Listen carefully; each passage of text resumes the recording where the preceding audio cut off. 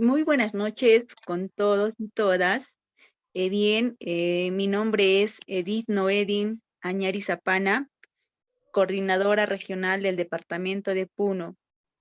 Bien, continuando con el módulo 7, información geoespacial y ordenamiento territorial, me complace en esta oportunidad de poder presentar al ponente, al ingeniero Óscar Manuel Aguirre Gonzalo, quien es ingeniero geógrafo de la Universidad Nacional Federico Villarreal, egresado de la maestría en Ciencias Sociales con mención en Gestión del Riesgo de Desastres de la Universidad Continental, con especialización en Gestión del Riesgo de Desastres y Cambio Climático. Asimismo, también cuenta con experiencia en procesos de gestión multisectorial participativa para la gestión del riesgo, reasentamiento poblacional para zonas de muy alto riesgo no mitigable. Asimismo, también es docente universitario en cursos de especialización para formación de evaluadores de riesgo originados por fenómenos naturales. A la fecha, labora en la Dirección de Gestión de Procesos del Centro Nacional de Estimación, Prevención y Reducción del Riesgo de Desastres, CENEPRED. Bueno, dado la hoja de vida del ingeniero Oscar, invito pues para que inicie con esta sesión. Adelante, ingeniero Oscar. Muchas gracias, señorita Edith. Bien, primeramente agradecerles por permitirme participar en este módulo. Agradecerle también a los estudiantes por el esfuerzo que hacen en seguir formándose. Hoy vamos a desarrollar, en este caso, el módulo referido al tema de información geoespacial y el ordenamiento territorial y gestión de riesgo de desastres. Bajo el contexto de la Política Nacional de Gestión de Riesgo de Desastre, Política 32 y la Política 34 de Ordenamiento Territorial, se hace necesario conocer pues algunos mecanismos que nos permitan poder dar a conocer el territorio en información gráfica temática, ¿no? Sobre la base de datos espaciales plasmados en mapas, en cartografía, base de datos y diferentes procesos que requiere estas grandes líneas de política que en este caso Perú viene gestionando, ¿no? Como ya sabemos, la gestión de riesgo de desastres es transversal. A la fecha, pues se viene trabajando para incorporar en las diferentes políticas de Estado la política 32, al igual que la política 34 de ordenamiento territorial. Ambas tienen correlación porque las mismas, vamos a decir, se visibilizan en el territorio. Se visibilizan en un espacio donde la población construye desarrollo. Y hablamos pues de un tema de ordenamiento territorial en el sentido de que vamos a utilizar ese conocimiento del territorio, de sus aspectos físico-territoriales, para orientar un crecimiento ordenado, valga la redundancia, sostenido y seguro. Entonces, para ello, pues hay un sinnúmero de mecanismos que tenemos que conocer. En ese contexto vamos a hablar un poco de esta información geoespacial, por qué es que se denomina así, cuáles son sus conceptos básicos, de dónde viene esta concepción de datos que queremos dar a conocer. Entonces, en ese sentido, necesitamos hablar primero de la cartografía, ¿no es así? Vamos a decir, esta especialidad de poder representar el quehacer diario, representar algunos lugares específicos, rutas, representar los recursos, el mapeo de ellos, mapear aspectos físicos del territorio. ¿De dónde viene este concepto de cartografía en el concepto de gestión territorial? Ha habido muchos intentos por definir la cartografía. Recientemente, por el año 2003, en el marco de, vamos a decir, de la celebración de la Asamblea General de la Asociación Cartográfica Internacional, la ASI, se establece en su plan estratégico la denominación de cartografía, ¿no? Entonces se denominan pues a que la cartografía es la disciplina que trata con el arte, la ciencia y la tecnología de fabricación y el uso de mapas. Entonces, se dice que la cartografía es la más científica de las artes y la más artística de las ciencias, ¿no? Del año 1941, según Paul Terux, indica pues ello, ¿no? La humanidad ha inventado tres grandes formas de comunicarse, ¿no? El idioma, la música y los mapas.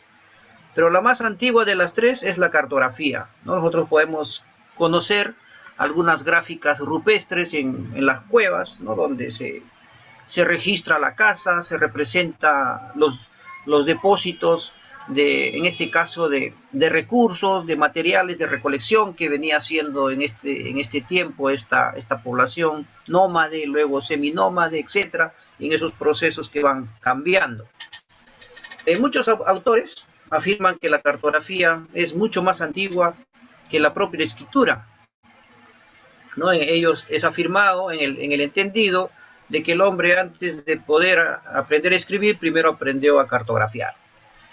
Entonces es importante ello, ¿no es así? Porque para poder ubicarse, para poder identificar los recursos naturales que eran el sostén de sus necesidades, había que ubicarlos, había que identificarlos de una u otra manera. El primer mapa mundi fue diseñado por Anaximandro en el siglo V antes de Cristo. Anaximandro es considerado como el padre de la cartografía. Dicho mapamundi luego fue mejorado por Hecateo de Mileto, considerado por muchos como el padre de la geografía antigua. Entonces ya empezamos acá a hablar ya de algunos, vamos a decir, cartógrafos científicos que empezaron a hacer estos estudios para poder representar, en este caso, la Tierra, ¿no es así?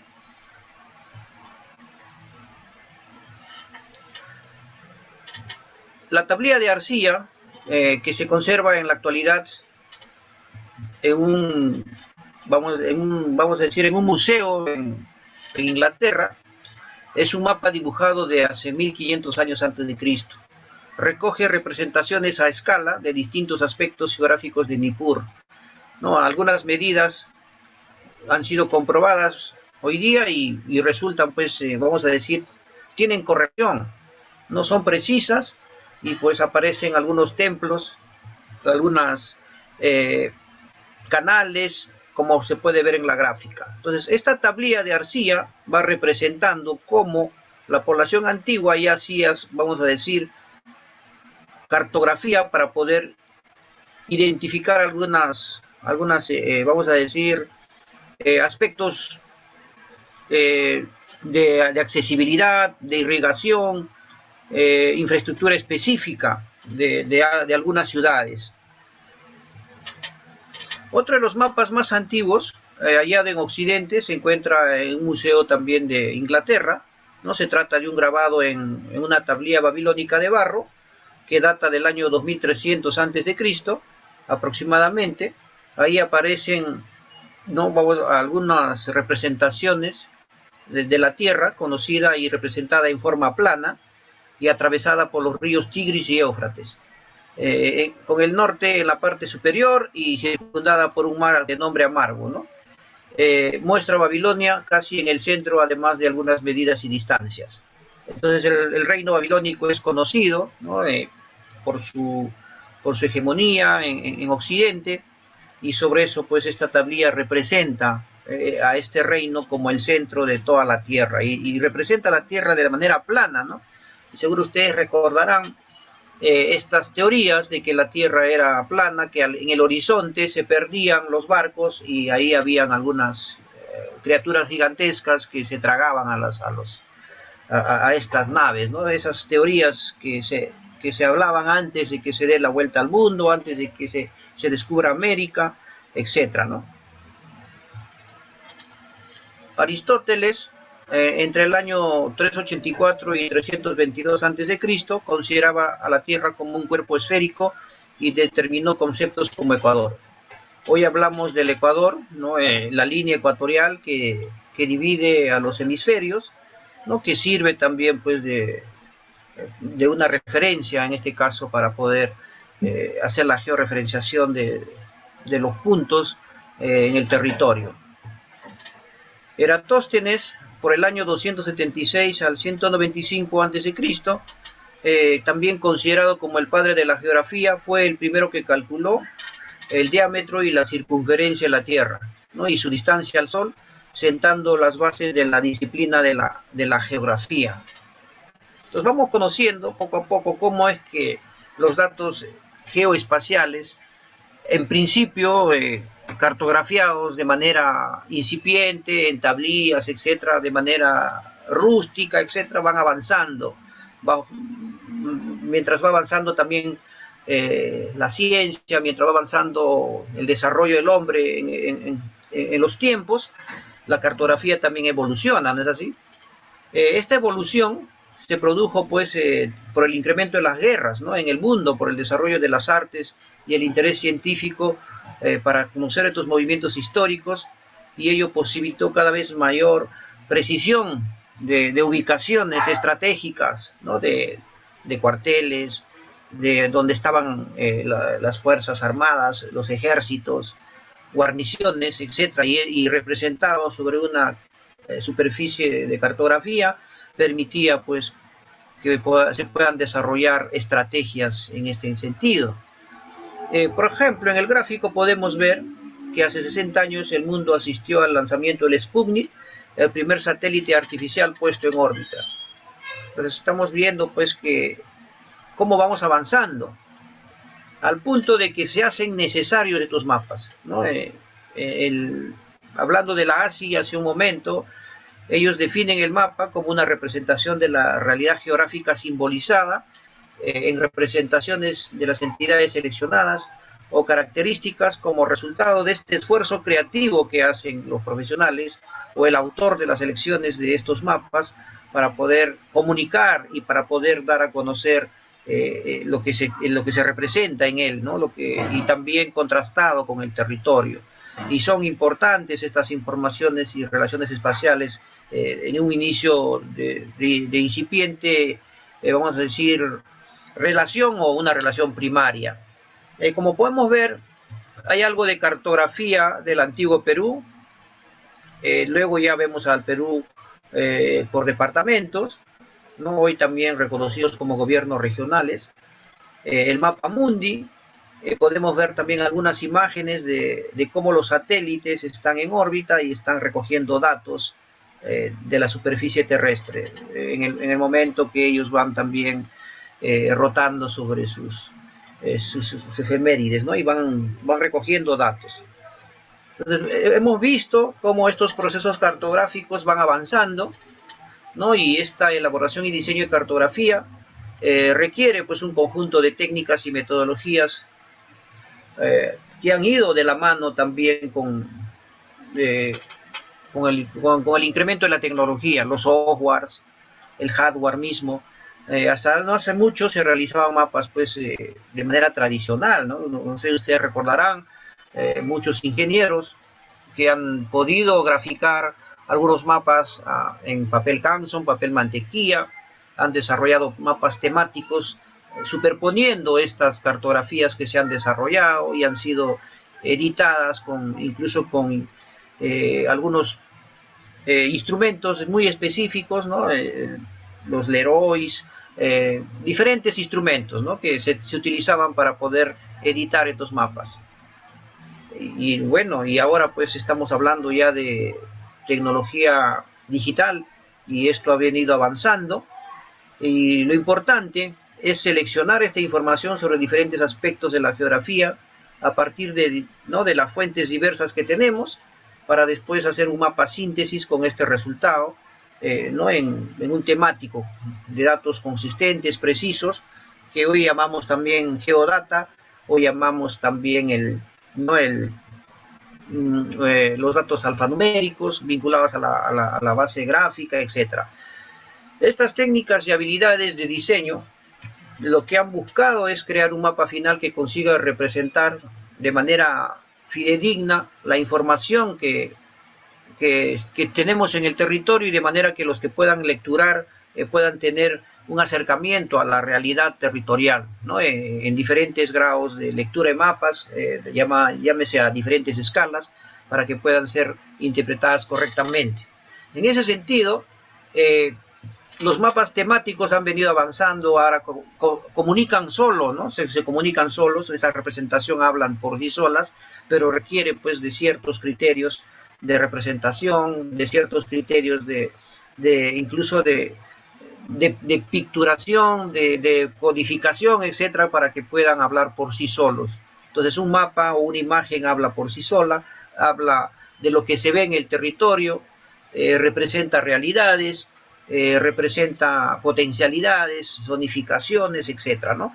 Y esta destreza que han venido desarrollando los profesionales de la ingeniería, de la geografía, han venido pues simplificándose en este proceso de construcción de la información.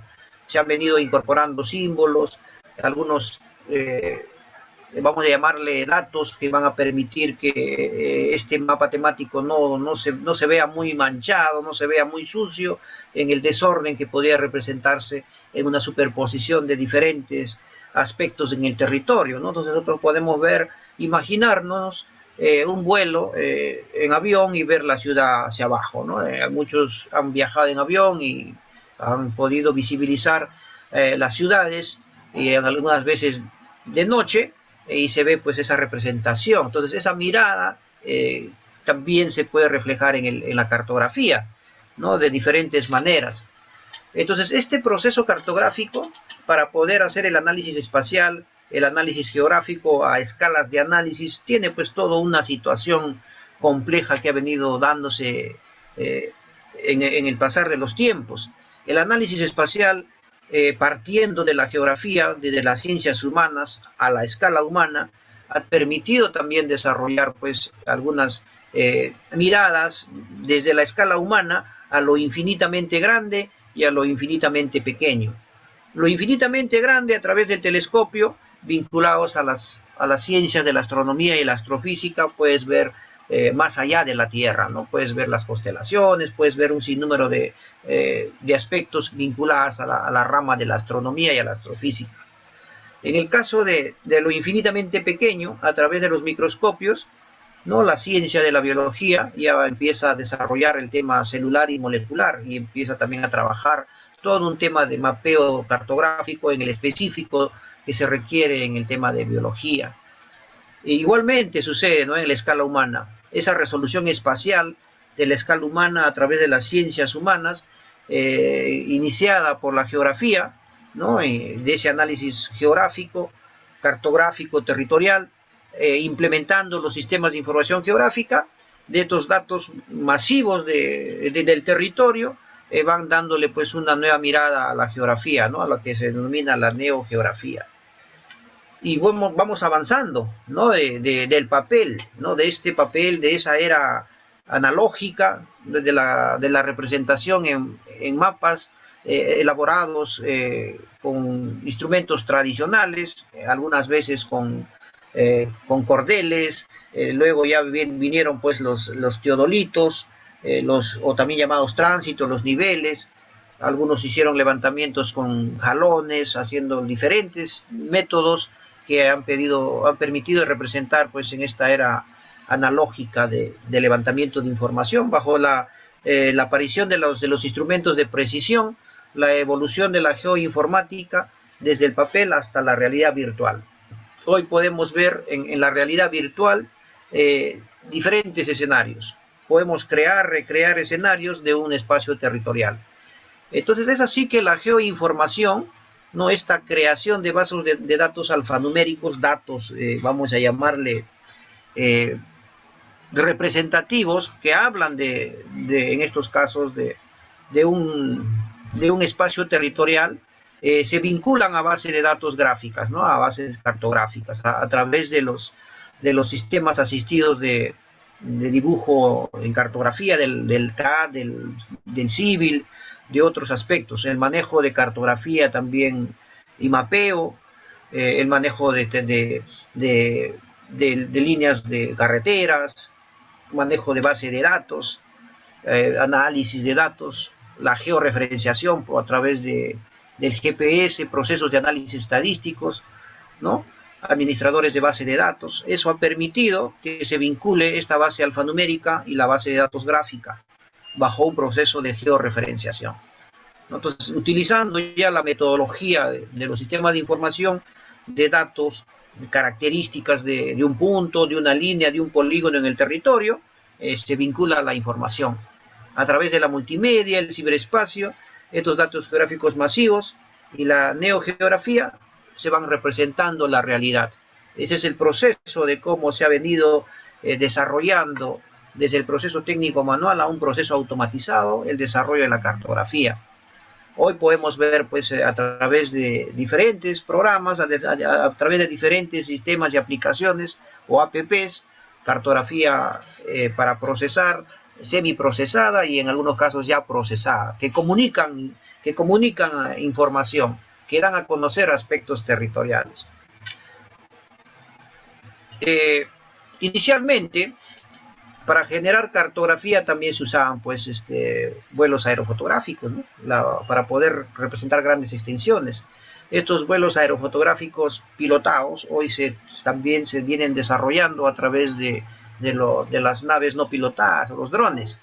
Este proceso de aerofotogrametría ha sido simplificado también en tema de costos, en tema de tiempos, ¿no? En temas de precisión, de altitudes, etcétera. Y vamos a llamarle también pues de necesidades en específico. Si uno necesitaba una cartografía en específico, no podías levantar un avión porque mínimo tenías que volar unos 200 o 100 kilómetros cuadrados y era altamente costoso, ¿no? Para poder desarrollar todo un proceso de vuelo para obtener la fotogrametría, obtener bajo esa aerotriangulación o control terrestre en el territorio, poder llegar a lograr las ortofotos, esa captura de datos, desarrollar modelos digitales y empezar a generar cartografía integrada con base de datos espaciales, ¿no? Entonces era todo un proceso complejo, ¿no? Que era pues manejado en este caso por instituciones en exclusivo, ¿no? Como el IGN, el Servicio Aerofotográfico Nacional, la SAN, de la FAB. Algunas empresas particulares hacían estos vuelos, ¿no? Hay mucha información que se venía generando, era, vamos a decir, privilegio de las Fuerzas Armadas, ¿no? Para el tema de la seguridad nacional. IGN y el SAN de las Fuerzas Armadas desarrollaban estos datos y en convenio con los gobiernos locales, gobiernos regionales, podían generarle esa información, pero era pues netamente para esos fines, ¿no? de defensa nacional. Luego ya, como habíamos hablado al inicio, esa necesidad de conocer la información, la cartografía, ¿no? Sobre lo que sucede en el territorio, había necesidad de poder representar estos datos. La cartografía tiene pues varios componentes, ¿no? Varios elementos que nos van a dar a conocer y poder lecturarlos mejor. Las proyecciones cartográficas que nos dan a conocer en qué datum están, cuáles son esos, si están en geográficas, en UTM, los meridianos, la grilla, que se denomina también la simbología o la leyenda, para poder hacer una lectura más rápida de lo que está representando el mapa. ¿Quién lo desarrolla? Nombre y autor, y las escalas cartográficas. Y así vienen los datos desarrollándose. Es importante resaltar también que el tema de la proyección cartográfica es un tema muy complicado que se ha venido dando de mucho tiempo. En el afán de querer representar un punto en el territorio sobre la base de una referencia geodésica o sobre la base de un punto de referencia única, se han venido desarrollando pues sistemas de proyección cartográfica.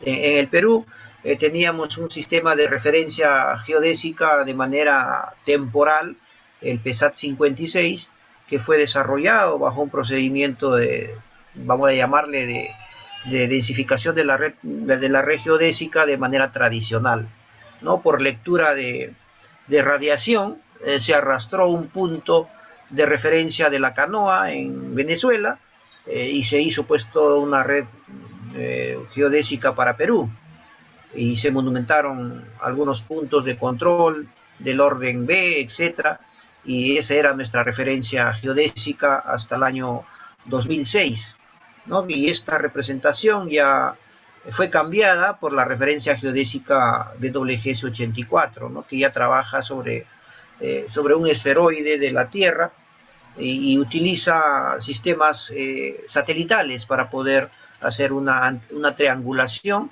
de un punto en referencia en el territorio con satélites. Ya el tema GLONASS, ¿no? Empieza a utilizar diferentes metodologías para poder referenciar un punto en el territorio. Entonces aquí vemos, por ejemplo, que la Tierra es curvo, sin embargo la cartografía se ve en plano. Es ahí donde existe pues esta vamos a decir, este conflicto de poder representar con exactitud la superficie de la Tierra. Y esa es la necesidad pues, que han venido dándose para poder definir los sistemas de proyección, ¿no? Hay diferentes sistemas de proyección que se dieron al inicio, ¿no? Aquí vemos la proyección de Mollway y la proyección de Wood, que inicialmente hacían ver vamos a decir, la Tierra de diferente forma, y eso generaba un sistema de referencia en el territorio, y no eran pues exactos, ¿no? Algunos los representaban como un elipsoide, algunos como un rombo. Esta proyección sinusoidal, por ejemplo, no era precisa, ¿no? Y eso pues era lo que se probó en diferentes conflictos bélicos, ¿no? Dirigían los misiles a algunos almacenes de armamentos, pero caían en otros lugares. No era el lugar al que estaban, vamos a decir, dirigiendo los ataques. Y no había precisión, ¿no? Proyección de Ecker, por ejemplo, otro tipo de proyección. Y es así que en el deseo de querer manejar posición o precisión para las estrategias de defensa nacional, se empiezan a desarrollar temas vinculados a la geografía, a la cartografía y a las proyecciones. Y se empiezan a utilizar diferentes métodos, ¿no? La proyección cenital o polar, aquí podemos ver cómo utilizan al Ecuador como un punto de referencia para proyectar la cartografía. La proyección cónica, ¿no? Esta proyección cónica hace que la Tierra pueda tener diferentes ángulos y la van representando. Hasta que llegan a establecer una proyección cilíndrica. Esta proyección cilíndrica utilizan a la Tierra y a un cilindro, ¿no? El papel en forma cilíndrica, y la van desglosando. Y estas proyecciones van dándose en el tiempo y se denominan ahora las proyecciones UTM, ¿no? La Universal Transverse Mercator. Y han establecido un sinnúmero de zonas para poder ubicar los puntos en el mundo, ¿no? Y acá tenemos el Ecuador, que es el límite de los meridianos, ¿no? Entonces, y sobre eso se empieza a desarrollar, ¿no? El meridiano de Greenwich, la línea ecuatorial, que me define pues esas posiciones, y sobre eso empezamos a hablar ya de las proyecciones, empezamos a hablar de las coordenadas, y sobre todo vamos ubicando algunos puntos. Sin embargo, todavía pues eso no me genera cierta precisión, ¿no? Entonces, pero se establece el UTM como un sistema de proyección, pero también tenemos algunas referencias para poder ubicar estos puntos, ¿no? Esta proyección mantiene el valor de los ángulos, ¿no? Si se mide un ángulo sobre la proyección, coincide con la medida sobre el elipsoide, dicen, ¿no? Entonces, de esta manera vamos tratando de lograr tener los puntos vinculados en el territorio, de manera que Perú también desarrolla dentro de sus zonas UTM, tiene 3 zonas, la zona 17, la zona 18 y la zona 19. Y sobre eso se han venido desarrollando pues algunas acciones, ¿no? Y para poder identificar los puntos y tener esas referencias. Y es importante también desarrollar en la cartografía aspectos de escala, ¿no? Entonces, ¿cómo es que se representa un mapa y qué significa la escala, ¿no?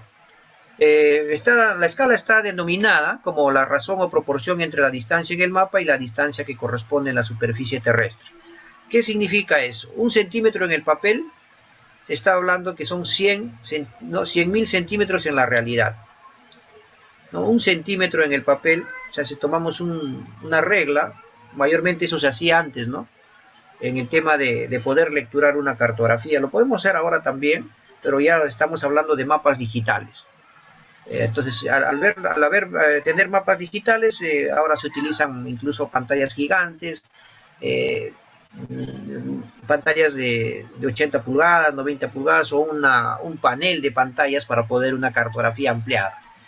Ya no vemos incluso en papel, son pocos los que manejan el papel, incluso hasta en un celular, en un iPhone podemos ver la cartografía, ¿no? Que tiene escala así y nos representa y la podemos visibilizar de diferentes formas. Pero es importante indicar la relación que tiene, ¿no?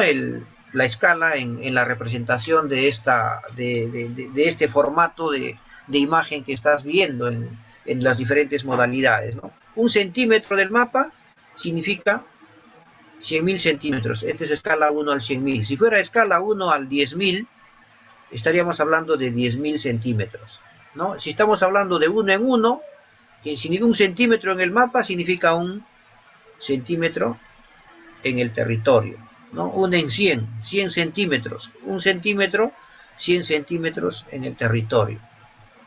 Entonces, de esa manera vamos a hacer esa relación y vamos a poder representar. Por ejemplo, ¿no? El mapa mundi está casi a 100 millones, escala 100 millones. América del Sur a 10 millones. El Perú a escala al 500.000. Puedo representar un departamento al 50.000. Y puedo seguir ampliando, ¿no? Si yo amplío, le pongo al 25.000, voy a ver la mitad de esto. Y ¿no? La mitad, se va a dividir en 4 partes. Y de esa manera iremos viendo, ¿no? Aquí podemos ver una zona que está a la escala al 250.000, ¿no? Y lo podemos ver, pues, cómo está representado, ¿no? Y de esta manera, ¿no? Dice de mayor a menor escala. Cuando hablamos de escalas al 50.000, al 100.000, al 250.000, estamos hablando de menores escalas. ¿Por qué? Porque en esas escalas no vamos a visibilizar detalle, vamos a ver datos gruesos, ¿no? Si quisiéramos ver esta escala al 250.000, aquí está ayudando las curvas de nivel, ¿no? Estas curvas de nivel que han sido colocadas, está ayudando a ver estos cerros, ¿no? Pero si yo quisiera ver a mayor detalle el cerro, mucho más, ampliarlo, tendría que hacer a menor escala, ¿no? Si yo quisiera verla al 50.000, vería un poco más de 2 veces ampliado esta zona. Ya podría ver el drenaje natural, podría ver algunos agrietamientos que se están dando en la modificación del suelo por la geodinámica, etcétera, ¿no? Entonces, cuanto más amplíe, es como ponerle una lupa, ¿no? Amplío y voy a ver mucho más detalle. Si quiero ver bien detallado en escalas vamos a decir, de menores escalas, ya no voy a poder representar esto, pues, vamos a decir, en un papel A3. Vamos a cambiar el denominador, veré un espacio. Entonces, al 5.000, al 1.000, esta zona montañosa no la voy a poder ver en su totalidad. Voy a ver una porción de ella. ¿No es así? Entonces, para poder ver toda la imagen al 5.000, al 10.000, al 25.000, voy a tener que hacer un mosaico de mapas para poder ver cómo se ve esta montaña o este ámbito territorial debidamente detallado. Voy a necesitar varios mosaicos, ¿no? Y esos son las escalas, la serie de escalas cartográficas que se vienen desarrollando. ¿Qué datos son los que registramos? Entonces, ¿qué tipo de datos registramos? ¿Qué recogemos en el territorio? ¿A qué le llamamos dato geográfico, no? Entonces, este dato está ligado al territorio y está georreferenciado. Entonces, este dato no solo es lo que se adquiere del terreno, también lo que se trata, lo que se representa y lo que se proporciona, ¿no? Las descripciones, las características añadidas por el profesional. A eso le llamamos la metadata, ¿no? Entonces, ¿qué cosa me representa un punto? ¿Qué cosa me representa una línea? ¿Qué cosa me representa un polígono en el territorio? Entonces, eso es una forma de representar y hay 2 formas de hacerlo. Hay una forma vectorial y hay una forma raster. La forma vectorial, estamos hablando pues de representaciones en polígono, línea, punto, ¿no? Vectores. En el tema raster, también estos están denominados a las imágenes satelitales, ¿no? Fotografía, fotogrametría, que son prácticamente usan celdas, ¿no? En este caso, celdas para modelar la realidad. Este es el mundo real, aquí el ejemplo. Esto es lo que vemos en el mundo real. Entonces, ¿cómo lo vamos a representar a los árboles? ¿Cómo vamos a representar una vía y cómo vamos a representar una vivienda? En el formato vectorial, en el SIG vectorial, los árboles son puntos, ¿no? Aquí estamos viendo los puntos. Esos son los árboles. La vivienda es un polígono. Y la carretera es una línea. Entonces, esa es la forma de representar. Y eso pues va a tener sus propios atributos. Cuando a este vector de línea le añada su metadata, ahí describiré qué carretera es. Será pues una carretera nacional, tendrá su denominación, etcétera. Y igualmente en los puntos, ¿no? Cuando al punto le voy a dar sus metadatos, pondré que son árboles, de qué tipo de árboles, de repente alturas, no sé, ahí podremos añadirle algunos aspectos importantes del análisis territorial, igual en el polígono de las viviendas, ¿no? O de repente es una infraestructura estratégica, colegio, hospital, no sé, pondremos esos detalles y tendrán sus propios identificadores, ¿no? Entonces, esta es la forma que se está representando. En el caso de los raster, aquí podemos ver, ¿no?, que usa una celda, ¿no? El árbol es una celda, ¿no? Una celda de lenguaje binario, ¿no? De 1 a 0 que se utiliza en el tema del lenguaje binario. Y ya pues ese lenguaje binario tiene su característica, su metadata también, ¿no? Y acá se le ha pintado, por ejemplo, han puesto A de árbol, y acá está PP de pistas, y acá tenemos también la C de la casa, ¿no? Adelante, Santos. Una consultita, ingeniero. Buenas noches. Adelante.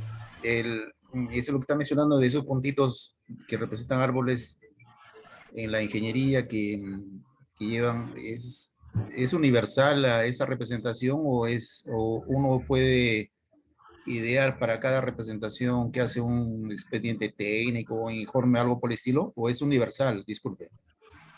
Ya en el procesamiento de datos, en lo que es los estándares de posicionamiento, está establecido punto, línea y polígono.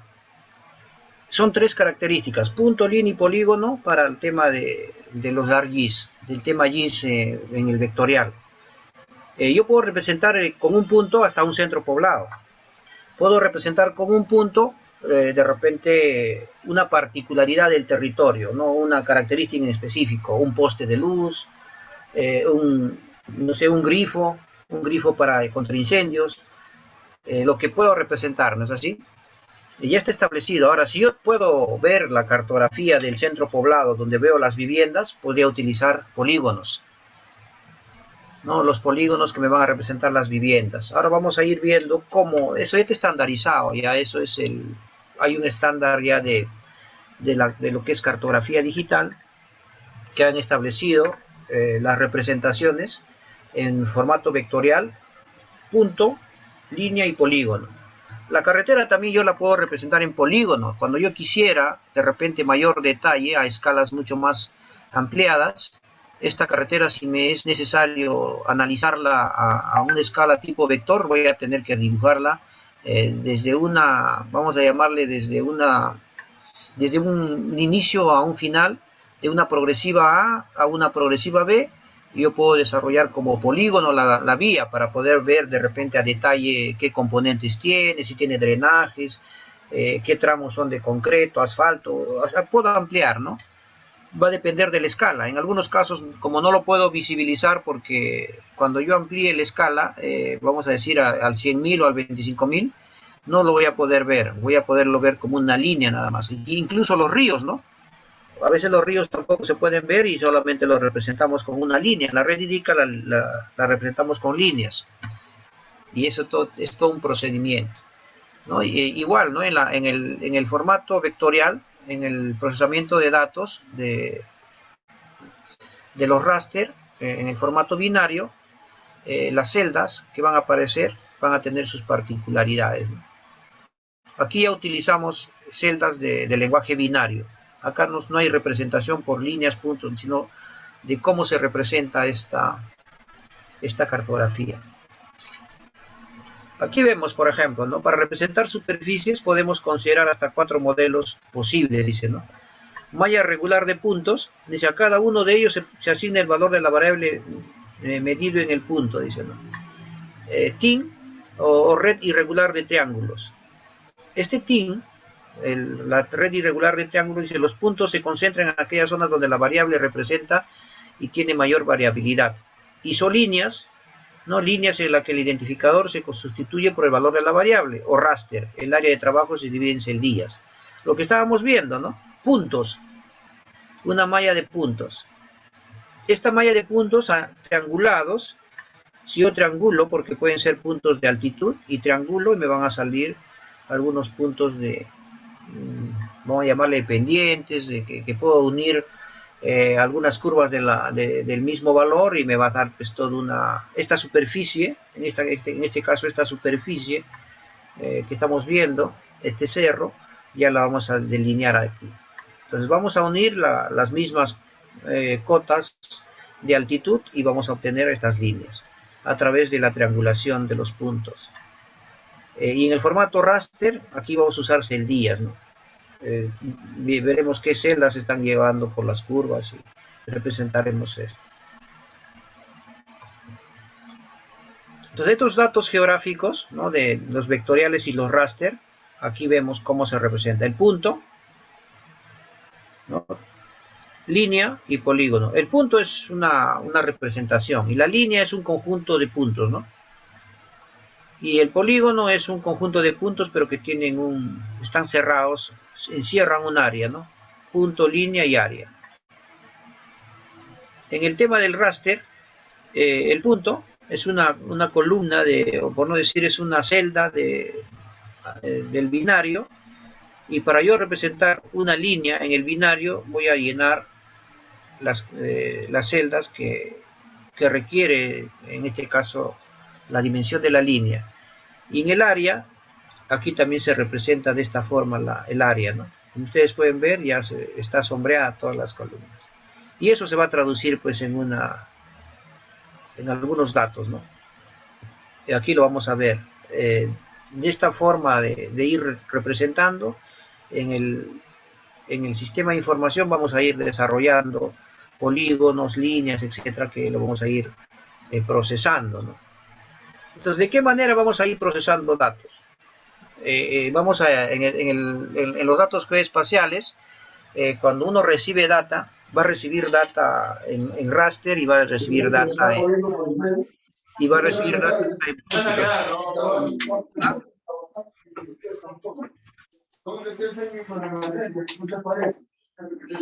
a ver si fuera tan amable su micro, Paul. Vamos a ver a Paul, vamos a ver. ¿Dónde estás? Muy bien, ya está. Entonces, de esta manera, cuando uno recibe los datos, estos son procesamientos que se utilizan pues para poder representar una realidad, ¿no? Entonces, tenemos una cartografía que ha sido recogida, ¿no? Acá están representando tipo de suelos, ¿no? Litosoles, xerosoles cálcicos, xerosoles petrocálcicos, regosoles calcáricos, ¿no? Estos tipos de suelos. Entonces hemos ido al terreno y hemos identificado con polígonos estos tipos de suelos. Hay una memoria de cada polígono y esta es una representación que ha hecho en este caso el profesional en campo, ¿no?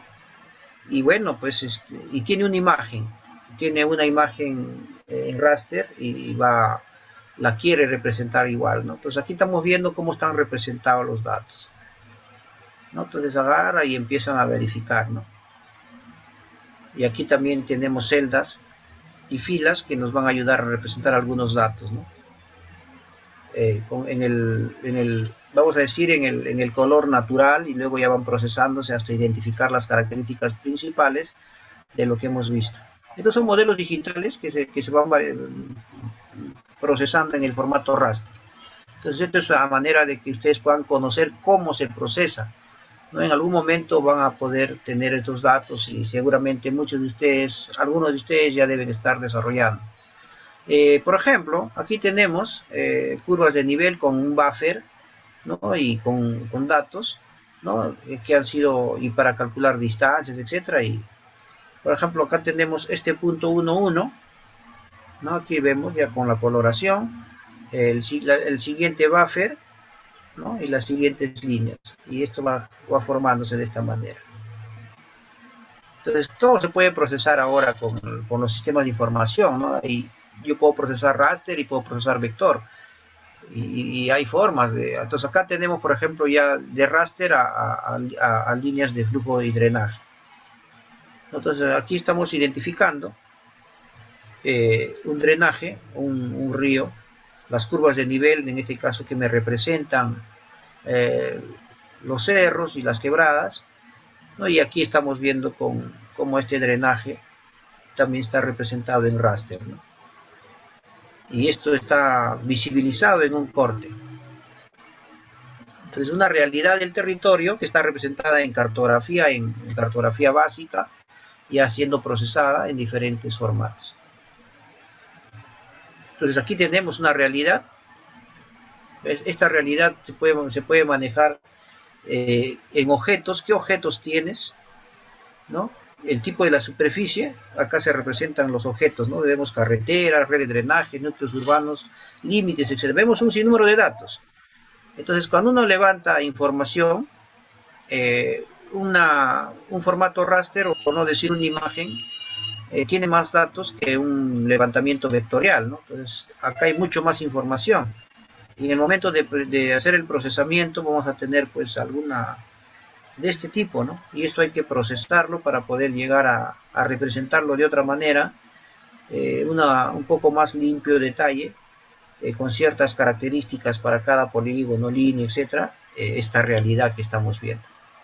Entonces, estos son procesamientos que se van haciendo, y obviamente pues que toda esa información tiene que estar georreferenciada, ¿no? Debidamente geolocalizada. Entonces estamos viendo cómo los datos de cualquier parte de la Tierra vamos a procesarlo, pero necesitamos saber en qué latitud, en qué longitud se encuentran, y eso va a permitir identificarlos de una manera en el territorio. Hay algunos mecanismos que ya se utilizan para poder también identificar. Ahora ustedes pueden utilizar hasta incluso su celular, ¿no? Su celular tiene un GPS, tiene una precisión de 0 a 2 metros, ¿no? de posicionamiento, dependiendo del modelo de teléfono. Y hay algunos GPS ya sumétricos, ¿no? Que son y geodésicos, que se utilizan para la georreferenciación, en este caso para posicionamiento, ¿no? Con un GPS de celular te pueden ubicar en el radio de una manzana o en el radio de unas viviendas, ¿no? Rápidamente. Lo que utilizan ahora estos servicios de geolocalizados de BIT, los carros, los taxis, ¿no? Los servicios de taxis con aplicación. Utilizan una coordenada que le asignas en el momento que le das tu dirección, y cuando llegas a la zona, con el ámbito aproximado va a ubicar y te va a geolocalizar. Y te va a dar unas coordenadas de aproximación, no exactas. Pero ahí tenemos ya la geolocalización, ¿no? Igual, ¿no? Entonces, cuando voy al campo, tengo que llevar un GPS si quiero hacer un levantamiento de datos a precisión, llevaré GPS métricos, ¿no? Que van a ser en errores menores del metro. Y si quiero a precisión ya hacer vinculación o georreferenciación a red geodésica, tendré que utilizar otros tipos de instrumentos, en todo caso ya geodésicos, ¿no? Para poder vincular a red geodésica. Va a depender de la precisión. Entonces ese era el preámbulo de cómo es que la geografía, con sus inicios de la humanidad, fue avanzando, primero para representar necesidades, luego vinieron estas guerras entre los reinos, y cada uno quería conocer pues de qué manera está distribuida las tropas de su enemigo, dónde tienen sus almacenes, y hoy ya pues eso se conoce, ¿no? Incluso la geolocalización utiliza estas naves no pilotadas, los drones, ¿no? Que están constantemente recogiendo datos de posicionamiento, y saben dónde están localizadas las principales industrias, dónde están localizadas infraestructura estratégica, ¿no? Para situaciones de manejo de geopolítica. Y también uno quiere conocer, vamos a ya relacionarlo al tema de la gestión territorial, hace una cartografía y eso lo aplica pues a poder identificar potencialidades, ¿no? Potencialidades de recursos, zonificaciones de ecosistemas frágiles, áreas naturales protegidas, vamos a llamarle tipo de formaciones geológicas, geomorfológicas, y vas zonificando con polígonos. Y si haces un vuelo satelital con fotogrametría en raster, generas la autorrectificación y puedes tener más datos.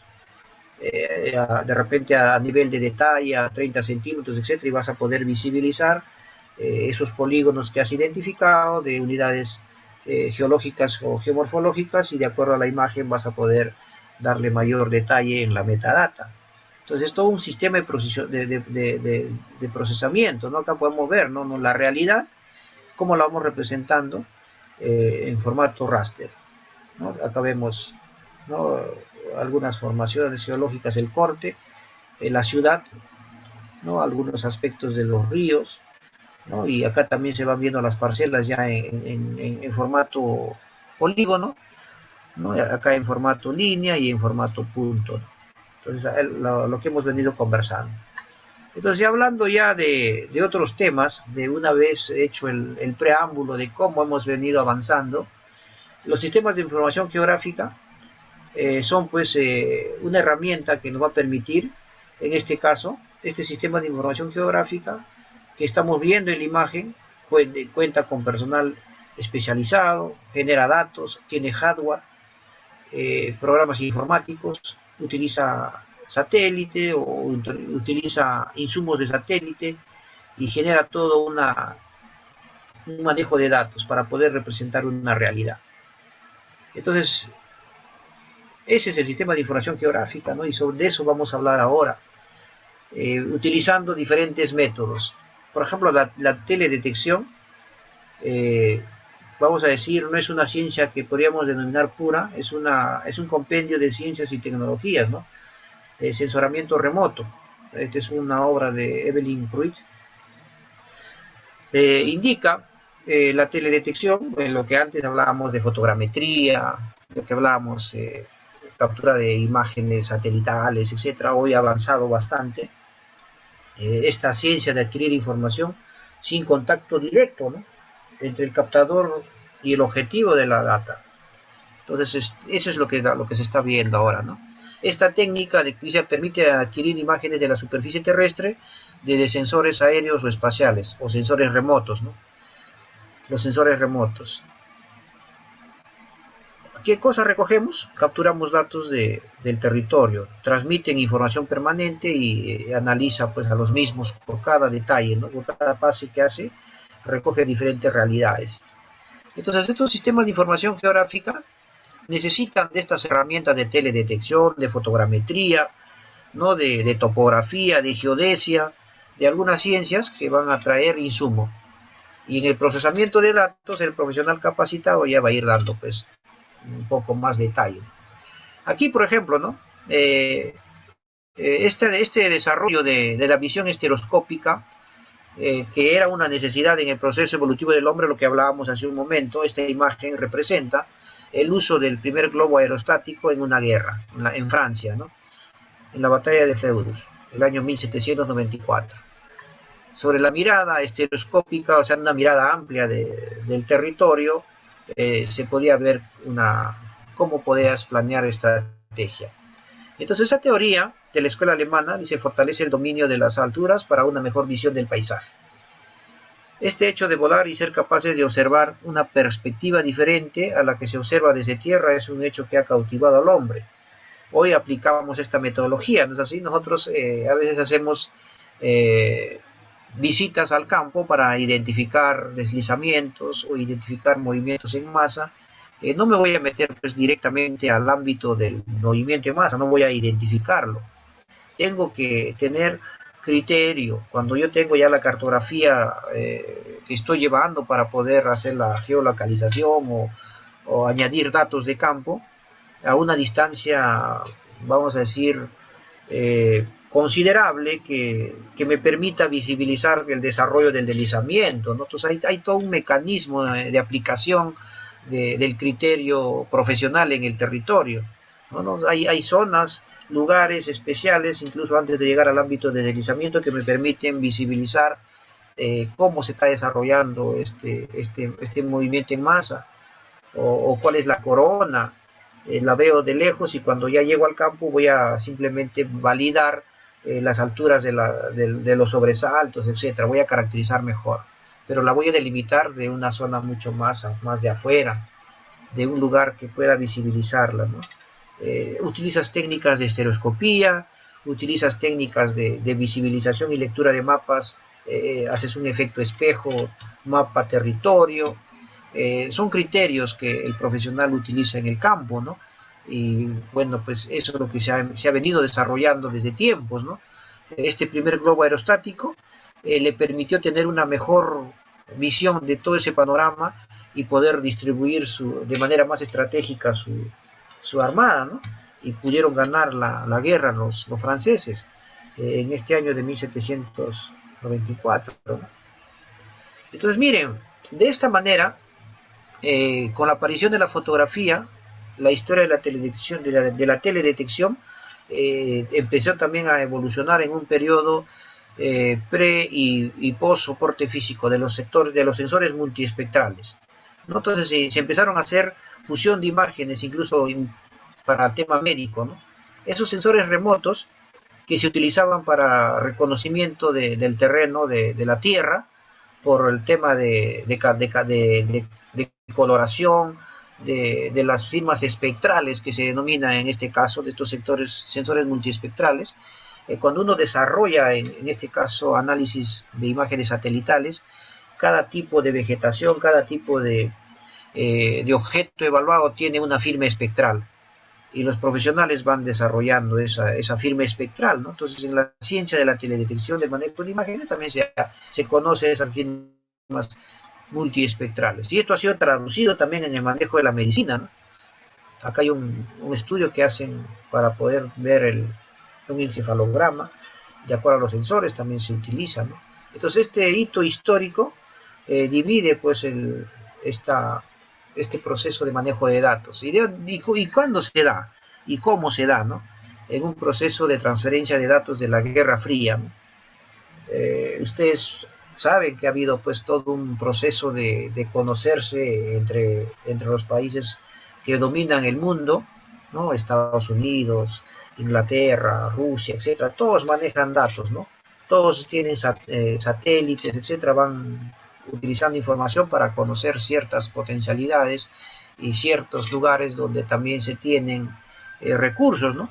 Bajo ese mapeo se hacen todas las estrategias de geopolítica, ¿no? Y eso pues hemos venido viviendo, y de una u otra manera se han vuelto comerciales y se vienen utilizando ya en la ingeniería, ¿no? Para el manejo del territorio, para poder hacer el ordenamiento territorial. Aquí tenemos toda una evolución, ¿no? Del globo aerostático al avión, satélites, ¿no? Diferentes satélites, todo el proceso espacial. Acá estamos hablando de los satélites Landsat, estaciones espaciales, satélites comerciales, ¿no? En nuestro satélite comercial que tenemos, Perusat-1, ¿no? Adquirido hace poco, que también la utilizamos. Entonces hay todo un procesamiento, ¿no? Ahora tenemos una cantidad de satélites, no sé si han escuchado, que a través saliendo en el espacio, hay muchos satélites que están en desuso y que también le llaman la basura pues en el espacio, ¿no? Entonces hay varios datos, ¿no? Entonces hay un gran avance de la teledetección, ¿no? Hay muchos satélites que están en órbita y están recogiendo datos de manera permanente, ¿no? La NASA y otras instituciones también que van soltando datos, ¿no? Pero no sueltan todo, ¿no? Sueltan datos que son comerciales o que no es relevante ni estratégico. ¿Cómo funciona la teledetección? Por el tema de la fuente calor, ¿no? Este satélite recoge el sensor, recoge el calor que refleja cada cuerpo, y como les decía, cada cuerpo tiene una firma espectral, ¿no?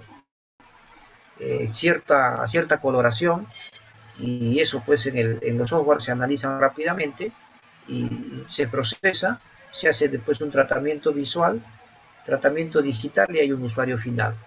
Entonces, de esa manera, esta fuente de energía de la radiación electromagnética, que es detectada por el sensor, recibe pues en la cubierta terrestre, recibe la información, el sistema sensor lo recoge, lo alberga, capta esa energía y la codifica y la graba y la envía directamente al sistema de recepción para que se haga todo el procesamiento.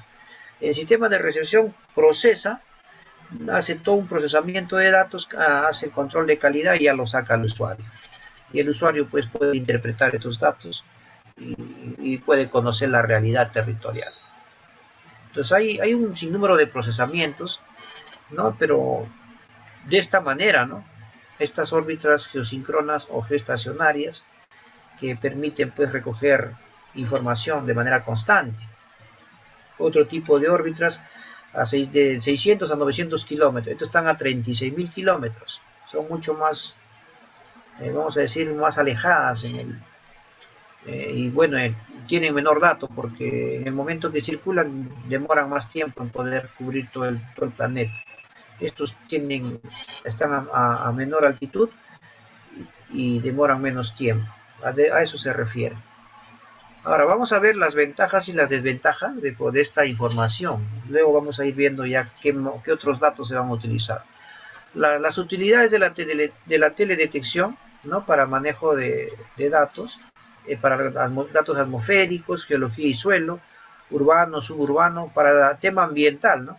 Tema ambiental tiene un 9%, hidrología y aguas dulces, recursos terrestres y sólidos, programación territorial e infraestructura, miren acá tenemos 10%, riesgos naturales y calamidades, lo que nos interesa, hay un buen porcentaje de utilidad, cartografía, ¿no? Agricultura, océanos y costas, 22%, transporte y navegación, bosque y vegetación natural. Este es el porcentaje de utilidad de la teledetección para poder hacer estos datos, ¿no? Últimamente, para el manejo de riesgos se está utilizando, esto debe haber aumentado, estamos hablando de 1998, según un estudio que hizo, en este caso, el Centro de Observación Europea, ¿no? Esto del año 98, estamos casi 22 años más. Ahora ya el tema de los riesgos de desastres debe haber subido mucho más, pero tiene sus limitaciones, tiene sus ventajas. No, la realización de toma de datos no es invasiva, no hay necesidad de tener contacto con el objeto de estudio de grandes áreas, acceso a zonas inaccesibles o sin cartografía, almacenamiento digital y su posible manipulación y procesado. Una imagen recoge un sinnúmero de datos, y sobre ello podemos hacer estudios estadísticos, multiplicidad de información en una sola imagen, posibilidad de realizar fácilmente seguimientos lineales de las variables. O sea, tenemos ventajas importantes.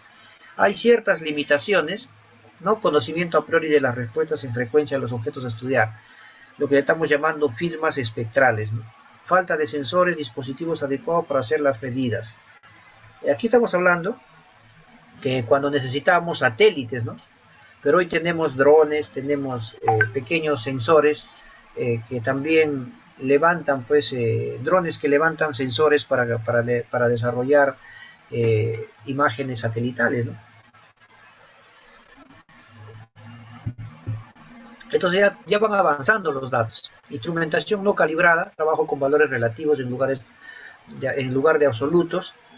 Hay cierta, ¿cómo se decir?, disparidad entre lo recogido y entre el territorio por el tema de procesamiento.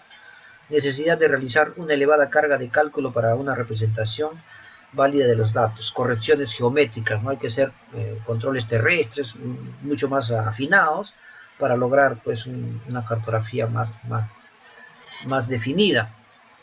¿En qué utilizamos? En meteorología, oceanografía, ¿no? Para geología, geomorfología, para identificar los perfiles geotécnicos, localización de fallas, desplazamientos tectónicos, determinación de surgencias y masas de agua, etc., ¿no? Cartografía y topografía, modelos de elevación digital, obtención de mapas de detalle de la superficie terrestre, zoología, inventarios de flora, fauna, ¿no? Ingeniería forestal, agricultura, hidrología, urbanismo. Para el tema de planificación urbana, ¿no? Es importante, ¿no? Cómo crecen las ciudades, hacia dónde vamos a darle, en este caso, la expansión urbana. La planificación urbana se ha hecho siempre en gabinete, ¿no?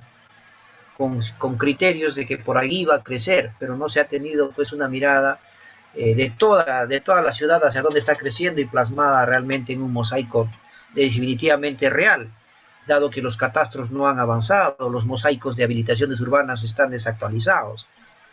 Nadie tiene la cartografía al 100% de su distrito, no se han hecho esos relevamientos. Algunos relevamientos de información que hacen algunas instituciones para el recojo de datos son referenciales. Entonces necesitamos las imágenes, necesitamos ciertos aspectos de datos geoespaciales para tener una mirada más amplia, ¿no? Entonces esto es lo que contribuye la geografía, la cartografía a una mirada más amplia del territorio, ¿no? De planos, que es prácticamente cartografía a escala mucho más a detalle. Estamos ampliando a cartografía de planeamiento, ¿no? De planificación mucho más integrada, ¿no? Que pueda vincular la cartografía, en este caso regional, de la ZE con el PAT y con el PDU, y a través de estos mecanismos, ¿no? Entonces ustedes pueden un poco analizar cómo la cartografía desarrollada para la ZE, para la zonificación ecológica y económica, de que está al 250.000, al 100.000, no vincula pues a la ciudad, ¿no? La ciudad es un polígono denominado centro urbano, pero no tiene el detalle. Yo quiero ver el detalle, tengo que tenerla al 25.000, o de repente al 30.000 o al 50.000. ¿Y cómo hago esa calzadura de escalas? Tiene que haber ese lenguaje, ¿no? De poder interpretar las escalas y poder hacer esa incorporación de las escalas, vamos a decir, menores a las escalas mayores en detalle, y poder hacer la gestión territorial de manera adecuada. Pues es la importancia, ¿no?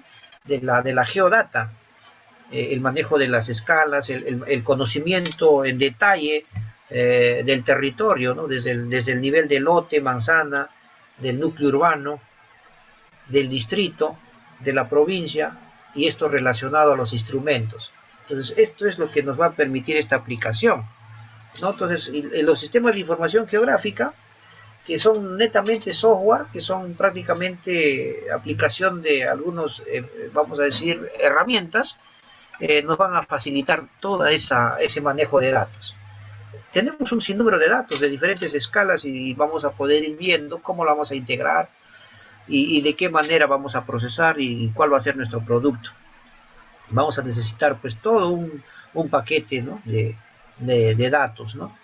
Este sistema de información geográfica consiste, dice, en la unión de información en formato digital, herramientas informáticas, estamos hablando programas, software, para su análisis con unos objetos concretos dentro de una organización, empresa, en este caso estamos hablando de gobiernos regionales, gobiernos locales, entidades del Estado que manejan datos.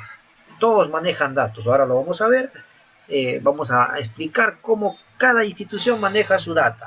Cada uno tiene una información del territorio en particular para la cual está especializada y cuál es su necesidad y con la cual contribuye al desarrollo del país.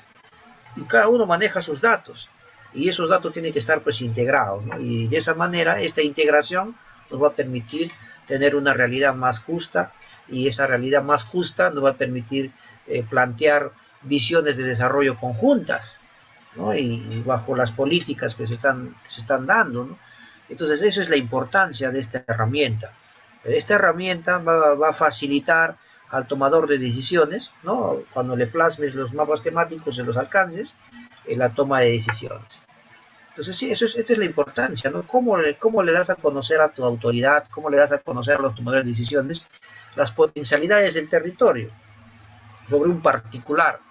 ¿no? Sobre un caso particular, por ejemplo, yo quiero saber cuál es mi potencial turístico, tendré que hacer un mapeo turístico sobre una cartografía, de los cuales resaltaré las potencialidades, ¿no?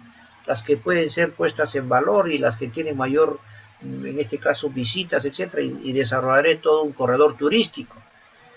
Quiero desarrollar el tema de potencial minero, identificaré, pues, de acuerdo a la geología, ¿no? Qué potencialidades mineras pueden haber, y ahí veremos quiénes son los interesados, haremos el cruce con las concesiones mineras, con el tema de las explotaciones, con estos derechos de concesiones mineras para ver cómo se va a desarrollar en adelante todo este proceso, ¿no?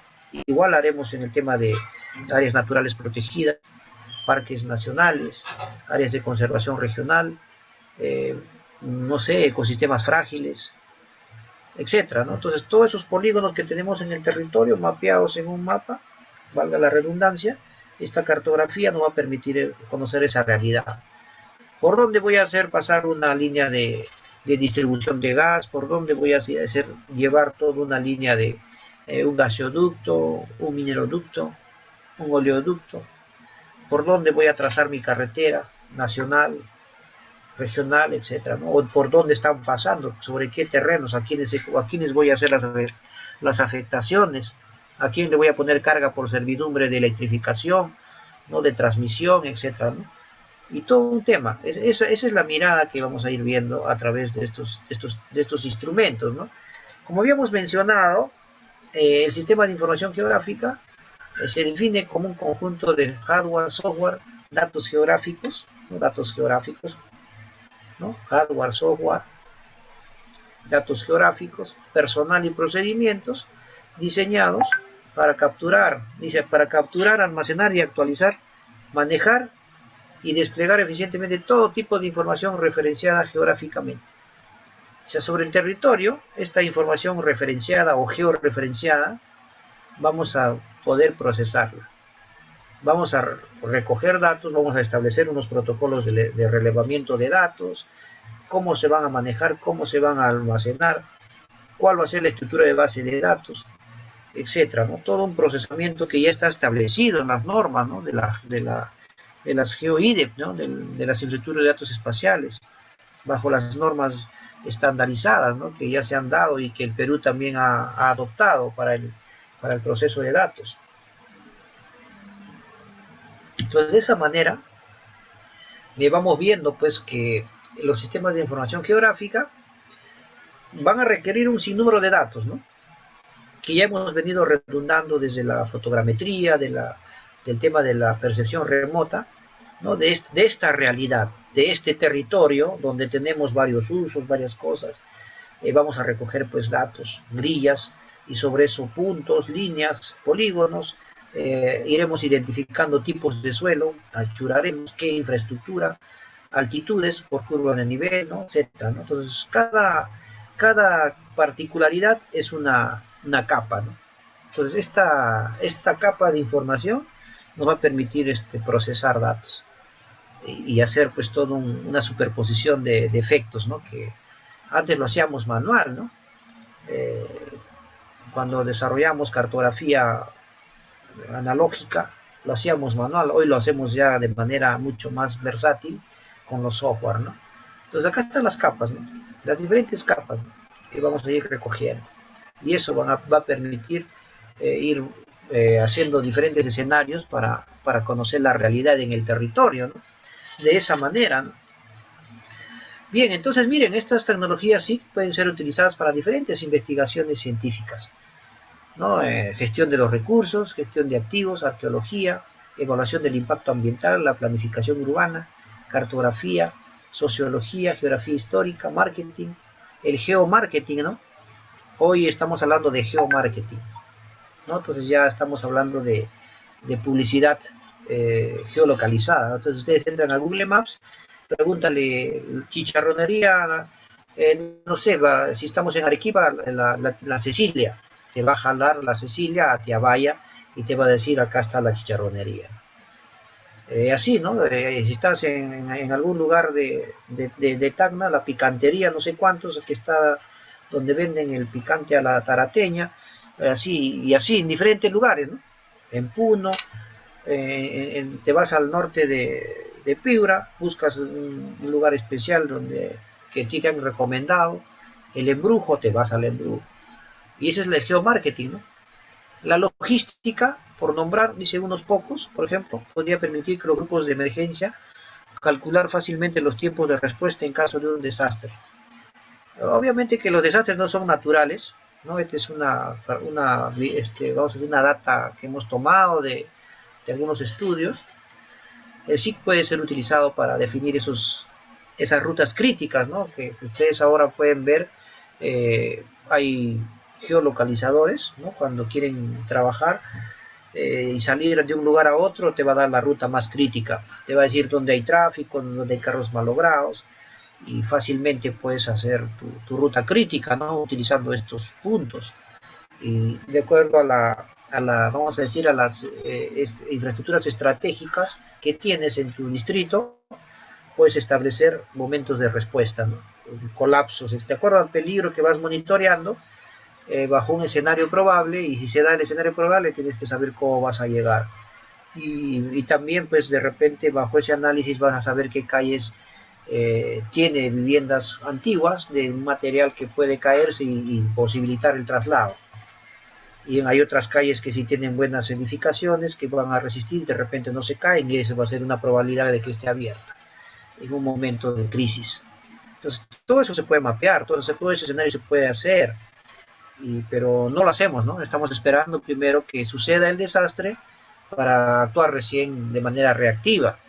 Entonces este tema de la prospectiva, del manejo anticipado de datos para generar escenarios probables de impacto en tema de riesgos, ¿no? En tema de planificación urbana, hacia dónde va a crecer la ciudad, para poder orientar ahí, hacer estudios de suelo y ver que la población construya adecuadamente, ¿no? Y bueno, es todo vamos a decir, el reto que nos permite manejar con tecnologías de información.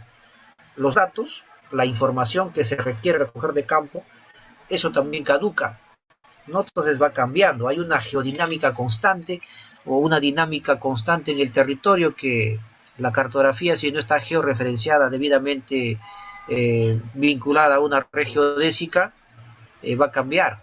Entonces tenemos que tener estos datos, tenemos que tener nuestro catastro, tenemos que tener nuestra cartografía básica que nos permita hacer el planeamiento de datos, ¿no? Y eso en algún momento pues nos va a demandar, nos va a pasar la factura de no tenerlo, ¿no? Cuando queramos hacer algunas intervenciones. Tuve la experiencia de participar el año 2007 en el sismo de Pisco. Por ese entonces estaba trabajando en el INEI. Estábamos actualizando cartografía para el censo. Justamente el censo iba a ser creo que el 30 de agosto, y se dio el sismo antes, ¿no? El 15 de agosto.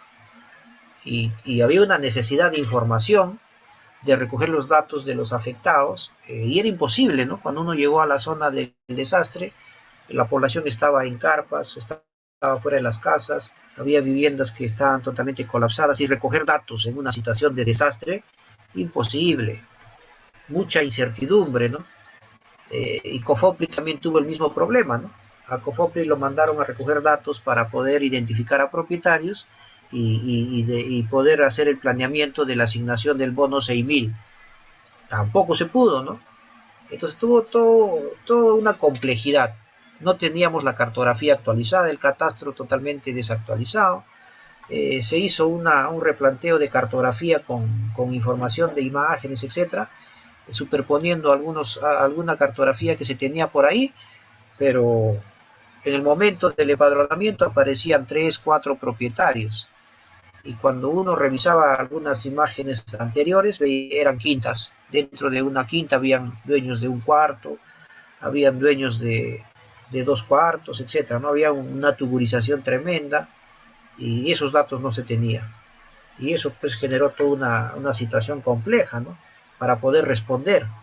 Igual está pasando en Piura, igual nos está pasando en Amazonas, igual pasó en Cayoma el año 2017, ¿no? Igual pasó en Tacna el 2001 con el sismo, ¿no? No se identificó con claridad quiénes fueron los afectados en Ciudad Nueva. Se dio vamos a decir, se les asignó una zona de reubicación en el Cono Sur, en el proyecto especial del Cono Sur, ¿no? La parte del Cono Sur, pero no se georreferenció a quienes entregabas para que ellos te entreguen los terrenos de la parte afectada. Hoy tenemos una dualidad de propiedad. Han vuelto a construir sobre las zonas de Ciudad Nueva y el Cono Sur hay otros propietarios, ¿no? Entonces no se hizo un traslado adecuado de los pobladores, no se manejó adecuadamente los datos de los que han sido reubicados o reasentados y fracasó, ¿no? Igual pasó con el caso de, vamos a llamarle Camilaca, ¿no? Y Camilaca también es un poblado que inicialmente fue caracterizado en peligro inminente de colapso por deslizamientos y se creó un nuevo Camilaca. No pudieron identificar adecuadamente, o sea, no se registró los datos, no se hizo el catastro adecuado, no se vinculó a un sistema de información, no se georreferenció con los propietarios y hoy tenemos dos Camilacas, ¿no? El viejo Camilaca y el nuevo Camilaca. Y así les podría contar muchas historias más. Si no hay información de geolocalización de los datos reales, vamos a tener problemas en el manejo de los riesgos, en el manejo del uso de suelo, ¿no? En un momento tenemos un uso, luego aparece que es otro uso, ¿no? Conflictos de uso. Entonces es importante que estas realidades, como ya habíamos mencionado, la diferencia de vector y raster, ¿no? Cómo se van representando, ¿no? En el GIS. Entonces, en esa idea de necesidades de gestionar el territorio para la sostenibilidad, para el ordenamiento territorial, vamos a requerir datos, cartografía, de la realidad, del uso actual, de las potencialidades, de los conflictos de uso. Y sobre eso vamos a plantear escenarios probables de mejora, ¿no? De temas correctivos, de temas de regulación y uso de suelo. Ese es planeamiento, ¿no? Realmente, esa es la planificación con geodata que vamos a hacer. Y hay todo un análisis específico que se hace en los datos. Si yo recojo esta realidad, si yo recojo estas dos realidades diferenciadas, urbano-rural, sobre lo urbano, sobre lo ya consolidado, haré gestión correctiva y en algunos casos podré todavía implementar prospectiva, ¿no? Para regular suelos y todavía se puede, porque está consolidado, ¿no? Y si hay una tendencia de una consolidación vertical para hacerse una ciudad compacta, ya pues haré correctiva y prospectiva en el tema de la zonificación y uso de suelo. Y en las zonas de expansión urbana voy a hacer prospectiva para la sostenibilidad de acuerdo a las características físicas que tiene el territorio, ¿no? Si hay un río, veremos pues de que aquí esta faja marginal nunca se ocupe ni tampoco se desarrollen habilitaciones urbanas ahí, sino como aquí estamos viendo, cerca al río se ha generado una vía principal. Lo propio se podría hacer en la parte rural, ¿no? En todo caso generar un cordón de protección con forestación, etcétera, que me permita preservar estos cauces, ¿no? Y no se lleguen a consolidar en algunos momentos con viviendas, ¿no? Lo que no se hace hoy, ¿no? Entonces, ¿de quién es competencia eso? Es competencia del gobierno local, ¿no? Conjuntamente con la provincial, para poder definir en ámbitos urbanos estos temas. En los ámbitos ya regionales, es pues el gobierno regional, conjuntamente con los sectores, poder definir estas potencialidades a través de la ZE y postular todo un diagnóstico integral del territorio, ¿no? La ZE sumada a los estudios especializados, a los 7 estudios especializados que te piden, ya postulas un diagnóstico integral del territorio y tu escenario probable de OT. Y puedes postular un ordenamiento territorial. Entonces es todo lo que hay que ir trabajando, ¿no? Bajo estos análisis. Entonces esta información que se obtiene, ¿no? Por ejemplo, acá hay un caso, ¿no? Que hemos copiado de la UCGS, un estudio de cambios de uso y cobertura de la tierra en la cuenca baja del río Chilca en Lima, ¿no? Entonces se inicia el proceso, van recogiendo, este es formato raster, ¿no? Por ejemplo, una imagen satelital UMDEN, este DEN tiene particularidades, entonces esta imagen ya la empiezas a procesar y vas utilizando pues sensoramientos de color. Aquí vamos viendo algunos temas, ¿no? Acá hay una superposición de datos, ¿no? Y ya vamos recogiendo más información. Áreas artificiales, áreas agrícolas, bosques y áreas mayores. Entonces, los polígonos. El polígono rojo dice cuenca baja del Chilca. Toda esta zona, ¿no? Este polígono. Esta es la cuenca baja. La cuenca media y seguro la cabecera de cuenca. Áreas artificiales, todo lo que son amarillo, ¿no? Área verde urbana, tejido urbano continuo, cultivos permanentes, ¿no? Áreas agrícolas heterogéneas, etcétera, ¿no? Y de esa manera se va recogiendo información, se va procesando, ¿no? Áreas agrícolas, áreas industriales, áreas artificializadas, ¿no? Entonces ya se van armando otros polígonos con particularidades, ¿no? Con la identificación que se hace, ¿no? Con la imagen y con el control de campo. Uso y cobertura de la tierra en la cuenca baja. Entonces acá ya van usando ya los datos, ¿no? Entonces de esta manera es que se va a ir manejando información, ¿no? Sobre escalas ya establecidas al 100.000, y si yo quiero mayor detalle, quiero ver acá la densidad urbana de acuerdo a los lotes, etcétera, ampliaré la escala, ¿no?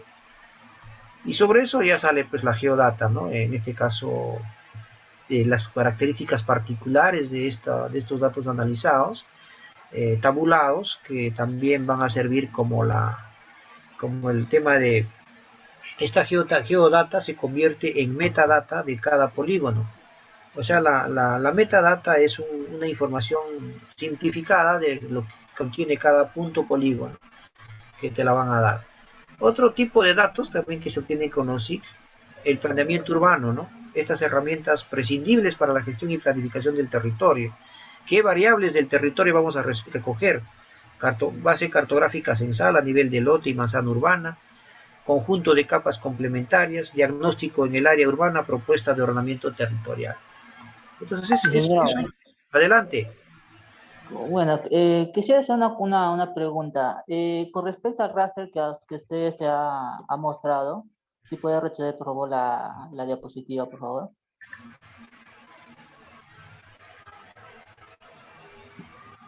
¿A dónde ahí? No, al otro. Ahí. Usted ahí, pues, usted hace la creación ya de esos polígonos o utiliza aparte, pues, una herramienta de la Data Management Tools, el programa GIS. Claro, se utiliza el ArcGIS, pues, ¿no? Con el ArcGIS se utiliza. Ya, pero yo me refiero, ¿cuál es la herramienta para poder hacer la creación de esos polígonos? O sea, hay varias herramientas, ¿no? Hay varias herramientas. Yo puedo trabajarlo de frente con la imagen, con el raster, y utilizando pues un script que se desarrolla con Python y me crean los polígonos, ¿no? O también utilizo en el ArcToolbox, puedo hacer bajo la identificación de los polígonos, lo puedo editar, ¿no? Entonces va a depender, ¿no? Del manejo del software que tenga el profesional y utilizar cualquiera de las herramientas, ¿no? Bajo la interpretación que has hecho en campo de los datos, lo puedes editar, no hay problema, y es una superposición de capa vectorial con capa raster. Entonces, no, sí, pero yo me refiero a mi pregunta de que, pues, esa creación de polígono que usted pues, está hablando en el raster número 2, sí. Yo me refiero, esos polígonos ya son creados, aparte procesados con lo que es pues, con la herramienta Manage Tools, o sea, por ejemplo lo que es pues análisis espacial tools o data managers. O sea, ¿qué herramienta utiliza eso para poder hacer esos pues, polígonos? Porque yo lo que tengo entendido es solamente o sea, yo también manejo también lo que es el programa ArcGIS, pero no tanto, ¿no? Me defienden algo, ¿no? Pero la cuestión, o sea, yo realmente lo hago creando, aparte, claro, ¿no?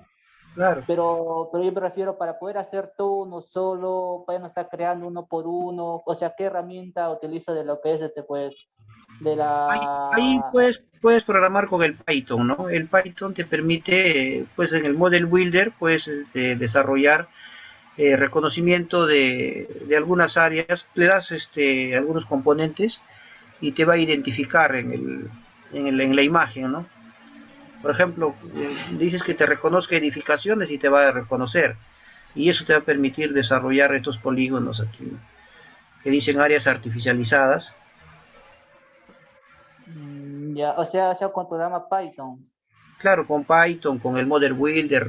Eso va a depender de como te vuelvo a repetir, de los datos que manejes. Y también del raster que tengas, ¿no?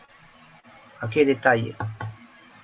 O sea, puedes procesar de diferentes formas. Si quieres hacerlo de la forma básica, superpones la imagen como si fuera un fondo, como un basemap, y este polígono pues de la cuenca baja simplemente la superpones. Y este valle que estás viendo acá, esta zona verde, que estamos viendo acá, que son áreas agrícolas, mayormente va a estar pues con cartografía de rural, ¿no? Y ahí puedo darle esas caracterizaciones. Y si tengo Sí, más sí. datos, yo lo puedo seguir aumentando. Sí, porque pues con lo que es pues el sistema raster no tanto, o sea, si se, para poder pues hacer de sistema raster a polígono, no tanto se lo define, ¿no? Hay cosas de que pues o sea, sobran espacios, ¿no? Así Por es. eso. ¿Mm? Pero ya, por eso te digo, en raster, para raster hay otro programa, ¿no? Que también te ayuda a identificar. Son diferentes software que se pueden utilizar en la generación de datos. Ya, ingeniero, gracias, esa es mi pregunta. Ok. Entonces, miren, estamos hablando que a través de los sistemas de información geográfica, esta es ya información procesada, ¿no? Sobre realidades diferenciadas, ¿no? Vamos a identificar cómo está creciendo la ciudad, ¿no? Plano irregular o desordenado, de manera radiocéntrica. No sé si, por ejemplo, ustedes si entran al Google, busquen el Pinar en Huaraz, este es el campamento El Pinar creo que es de la minera, que está en el barrio en Ancash, no recuerdo bien el barrio, tiene una forma radial, ¿no? Igual que Santa Cruz también en Bolivia, así, ¿no? Entonces ves la ciudad ha crecido sobre ejes redondeados, ¿no? Otros han crecido de manera lineal, otros han crecido pues por el eje por ejemplo, las ciudades han crecido al ras de las carreteras, ¿no? Se han conurbado al ras de las carreteras. La carretera ha sido el eje de desarrollo y sobre ello han crecido, ¿no? Entonces, y ahí eso te permite un poco identificar y planear hacia dónde vas a orientar el crecimiento, ¿no? Y bajo la zonificación uno puede establecer un sinnúmero de datos. Puedes obtener cartografía del topográfico, un sinnúmero de datos, ¿no? que puedes ir generando. A trabajar el tema de riesgos, identificar equipamientos particulares específicos y sobre eso hacer estudios de valor patrimonial, redes de infraestructura, redes de servicio. Entonces, eso es un poco lo que hemos querido compartir. Si hay alguna duda, pregunta al respecto. En realidad, la base de datos que se utiliza para, como les vuelvo a repetir, ¿no? Entonces, cada análisis particular del ordenamiento territorial, por ejemplo, el ordenamiento territorial en el Perú es una política todavía, ¿no? Orientada a usar pues, de manera adecuada las potencialidades de los recursos. Hay vamos a decir, una postulación todavía de hacer de esta política, ¿no? de la política del ordenamiento territorial, hacerla ya de obligatorio cumplimiento, ¿no? Porque no es vinculante. Tal es así que la zonificación ecológica económica es solamente una herramienta, ¿no? Pero lo que postula hoy, en este caso, el Viceministerio de Gobernanza Territorial, que tiene a su cargo ahorita la rectoría en tema de ordenamiento territorial, al igual que gestión de riesgo de desastres, está postulando toda una política de ordenamiento territorial, ¿no? Sobre la base de estos postulados, que pueda articular no solamente el ámbito regional, sino llegar al ámbito urbano, ¿no? El territorio en sus dimensiones, ¿no? Y las escalas de análisis son diferenciadas, ¿no? El ámbito regional agarras pues a incluso cuencas, ¿no? Hay también hay que integrar la política de gestión integral de recursos hídricos, ¿no? Porque si uno integra cuencas, el límite no va a ser pues distrital, ni provincial, ni regional, incluso puede ser, una cuenca puede agarrar región, provincia, distrito, y hay que trabajar otros mecanismos de planificación, ¿no? Las mancomunidades distritales, las mancomunidades provinciales o las mancomunidades regionales. Entonces son mecanismos que van a ir permitiendo hacer todo este planeamiento, ¿no? Entonces eso es uno de los temas que todavía no se ha desarrollado por parte de los gobiernos locales. En la cuenca baja, vamos a decir, están todos los que se sirven de la cabecera de cuenca, ¿no? La zona de captación de agua. En la cuenca baja se abastecen de las aguas, y no hay retribuciones. Y es ahí que Minan desarrolla sus mecanismos en este caso, de retribución, ¿no? Y genera todo un enfoque de cuenca para poder hacer que las cabeceras de cuenca puedan ser manejadas adecuadamente en este caso, por los que están establecidos en esa zona a través de algunos mecanismos en este caso, de compensación económica, ¿no? De los merece, ¿no?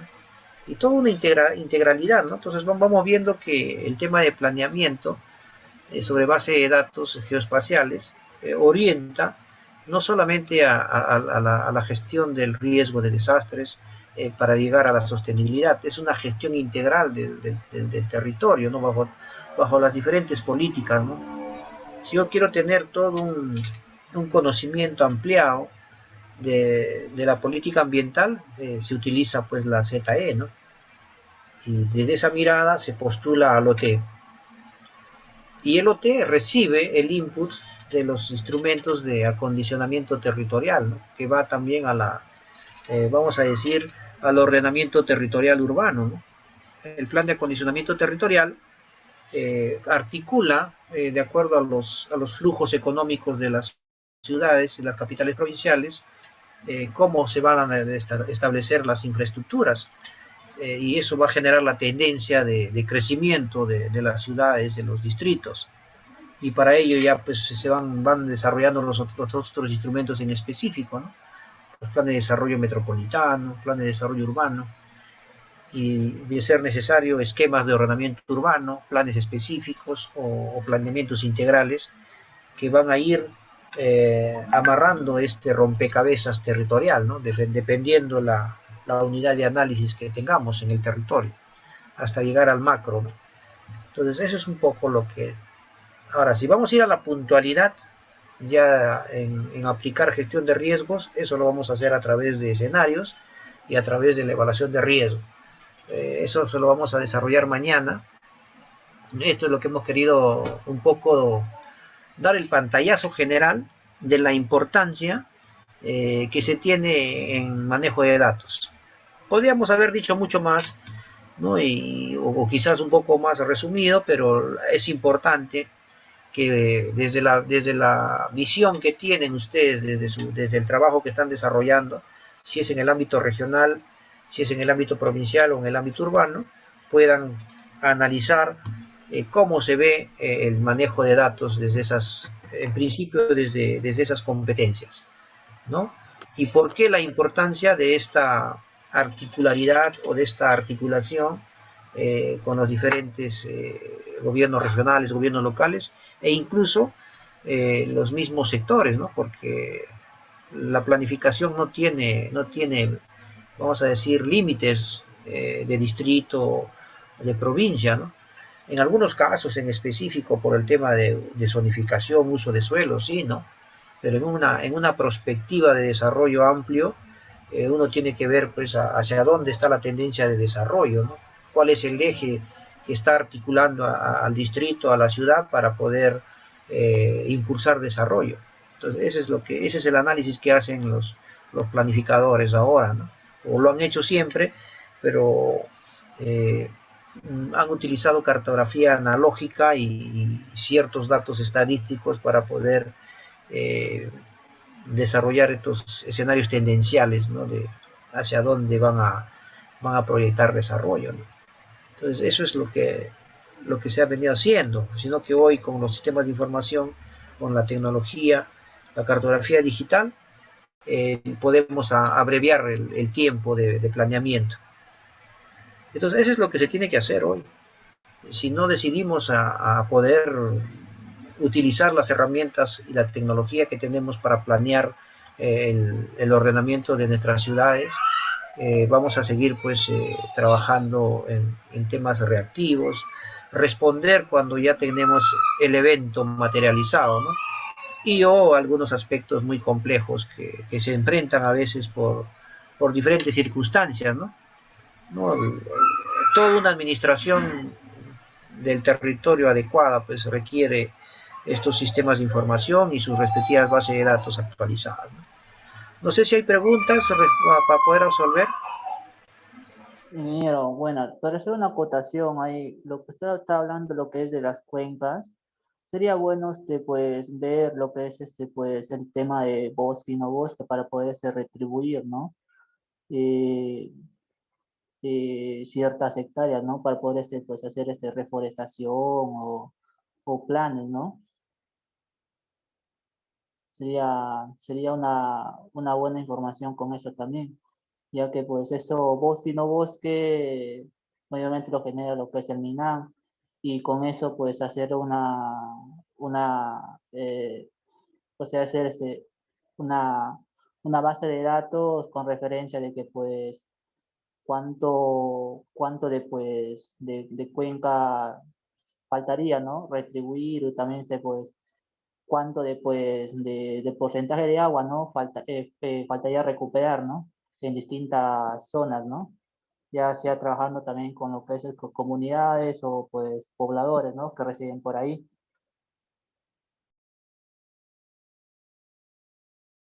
Sí, mira, yo creo que sí, ¿no? En una gestión integral del territorio hay múltiples actores, ¿no es así? Entonces, en esa mirada de los múltiples actores, cada uno tiene pues su visión de desarrollo. Y la cuenca es la que integra las visiones más amplias del territorio, ¿no? Esa unidad de análisis, en este caso de cuenca, es la que va a integrar pues, todos esos enfoques, incluso el tema cultural, forestal, de comunidades, ¿no? Y de otras potencialidades que se dan en el territorio. Y bueno, pues como nosotros tenemos vamos a decir, una demarcación política administrativa no considerada por las cuencas, hay este mecanismo de poder asociarse en mancomunidades y poder administrar el territorio. Entonces, si vamos a trabajar a nivel de cuencas, tendremos que asumir pues los criterios que establece el órgano rector, en este caso la Autoridad Nacional del Agua, ¿no? A través de sus consejos de cuenca, etcétera, y ver todos esos aspectos de la gestión integral de los recursos hídricos y también transversalizar el ordenamiento territorial, la gestión de riesgos y otros temas vinculados a la adaptación al cambio climático, etcétera, que nos permita, en ese sentido, desarrollar esas visiones de desarrollo conjunta, ¿no? De todos los actores. En realidad, pues la planificación es esa, ¿no? Es una discusión permanente, técnica, política en el territorio, y poder plantear algunos escenarios de desarrollo que beneficie a todos, ¿no? Que dé calidad de vida a los diferentes actores que ocupan el territorio. Esos usos, esas potencialidades que puedan ser trabajadas de manera sostenida, ¿no? Entonces, para eso están los diferentes, vamos a decir, sectores con sus políticas que van regulando, ¿no? En el tema ambiental están los instrumentos habilitantes y también los instrumentos de fiscalización que van a permitir que esas actividades no contaminen las cabeceras de cuencas, etcétera, pero es todo un conjunto, ¿no? De acciones que se van a desarrollar. Y eso pues esa es una planificación macro, ¿no? Y requiere la mirada de todos, pero todavía no se ha logrado. O sea, como volvemos a repetir, muchos gobiernos regionales han logrado ya su ZE, algunos ya tienen incluso los diagnósticos integrales del territorio y están postulando el POT, pero sin embargo son contaditos con los dedos, ¿no? de las 26 regiones. algunas regiones ni siquiera tienen la ZE, por ejemplo, Ancash, que es una región muy rica en recursos mineros y tiene canon, etcétera, y no ha desarrollado ZE, o sea, no se conoce la realidad de Ancash, ¿no? Y tiene también una situación compleja en el tema de la cordillera, ¿no? Todo el tema de los nevados, etcétera, y tiene una geodinámica bien particular que en este caso el INAIGEN ha establecido como un centro de investigación en la zona para poder hacer el inventario de estos glaciares, ¿no? Por el tema de la geodinámica, por el historial también que tiene en el tema de gestión de riesgo de desastres Ancash, ¿no? A raíz de ese aluvión del año 70, es que la gestión de riesgo de desastres agarra un impulso de importancia en el país. Esos eventos son importantes, ¿ah? Y a pesar de ello no se tiene pues la cartografía que pueda dar a conocer una mirada especial. Y si hay una cartografía, está oculta. ¿Quiénes lo manejan? Algunas personas vinculadas a las áreas que tienen acceso a esos datos, ¿no? Entonces cada investigador que hace un trabajo en la zona tiene que ingeniarse cartografía de diferentes instituciones para poder hacer un análisis particular ahí, puntual.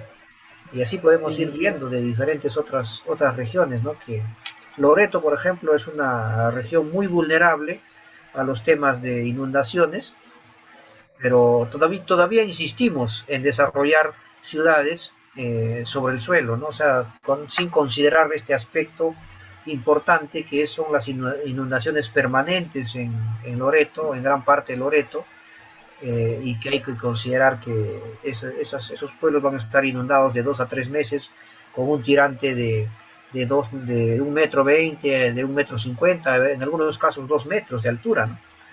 En algunos pueblos de Loreto. Y Pero para eso, pero ingeniero, pero para eso, para poder que es pues tener en cuenta la pendiente, ¿no? Si no hay una pendiente, pues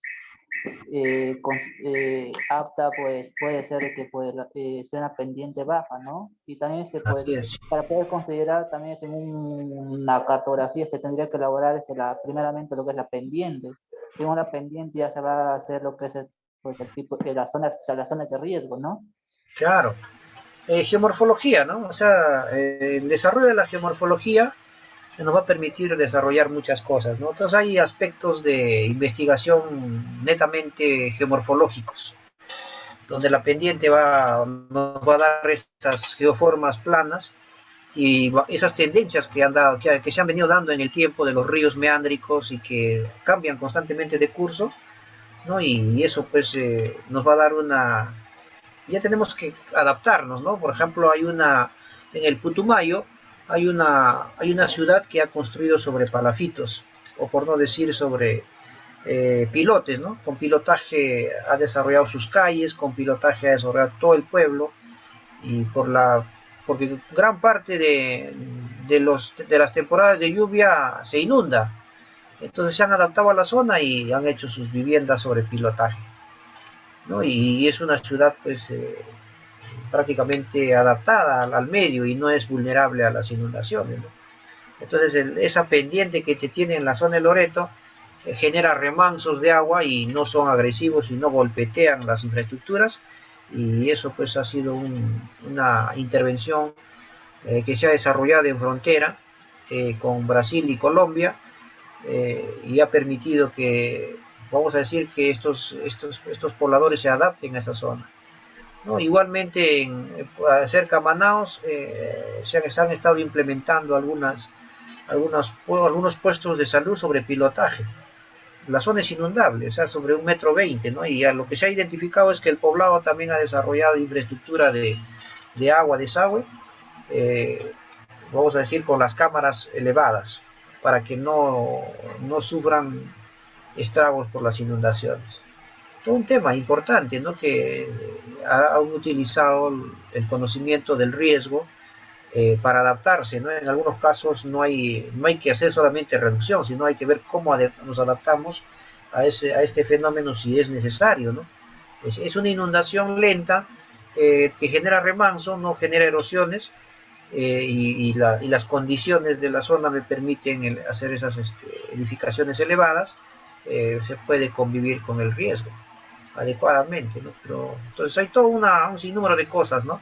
Pero eso tiene que desarrollarse bajo la cartografía y algunos datos, ¿no? El Loreto tiene una GeoIDEP que ha venido impulsando desde el año 2010, 2012, pero todavía no la pone a disposición, ¿no? Igual Madre de Dios también ha desarrollado toda una infraestructura de datos espaciales, ya han publicado su ZE, pero toda esta información desarrollada está saliendo, ¿no? Se está poniendo el conocimiento. El problema es que no lo utilizan los profesionales, lo utilizan otro tipo de personas para poder identificar recursos y hacer actos ilícitos, ¿no? Entonces, para eso sí se utiliza, ¿no? Entonces, esa es la limitación que se tiene.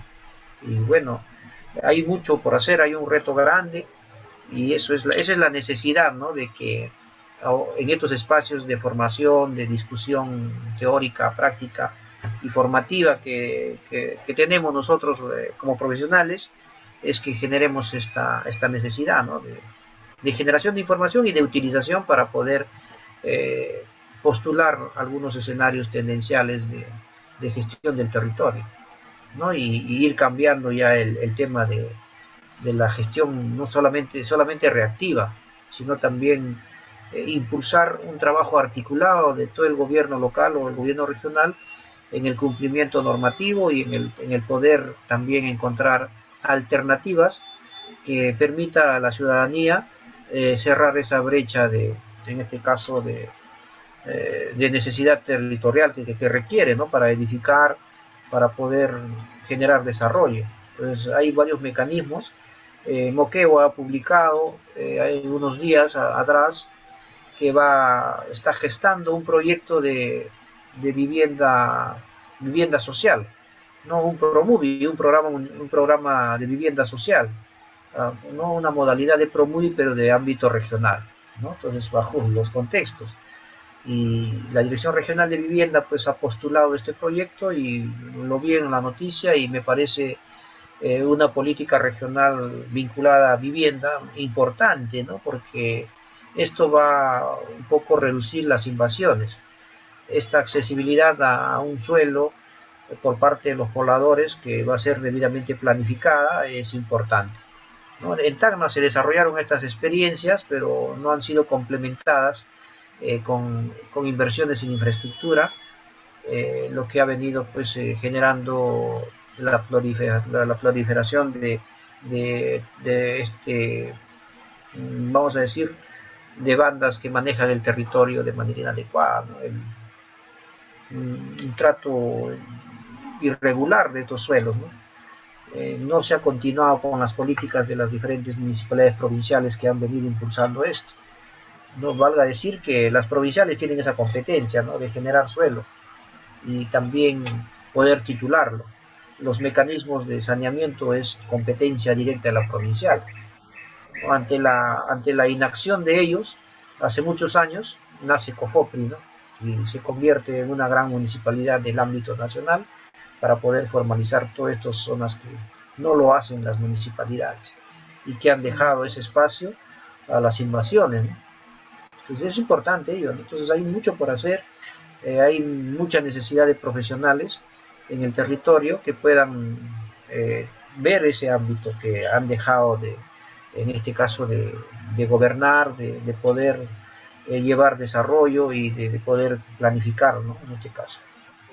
Sí, porque pues es necesario tener pues una ZE actualizada también, ¿no? Ya que pues con la ZE se puede hacer casi todo, pues, ¿no? Si por ejemplo supongamos de que pues hay un deslizamiento en un distrito o una provincia, de repente esa provincia no sepa, ¿no? El tipo de suelo que es, ¿no? Y el tipo de uso que lo dan también, ¿no?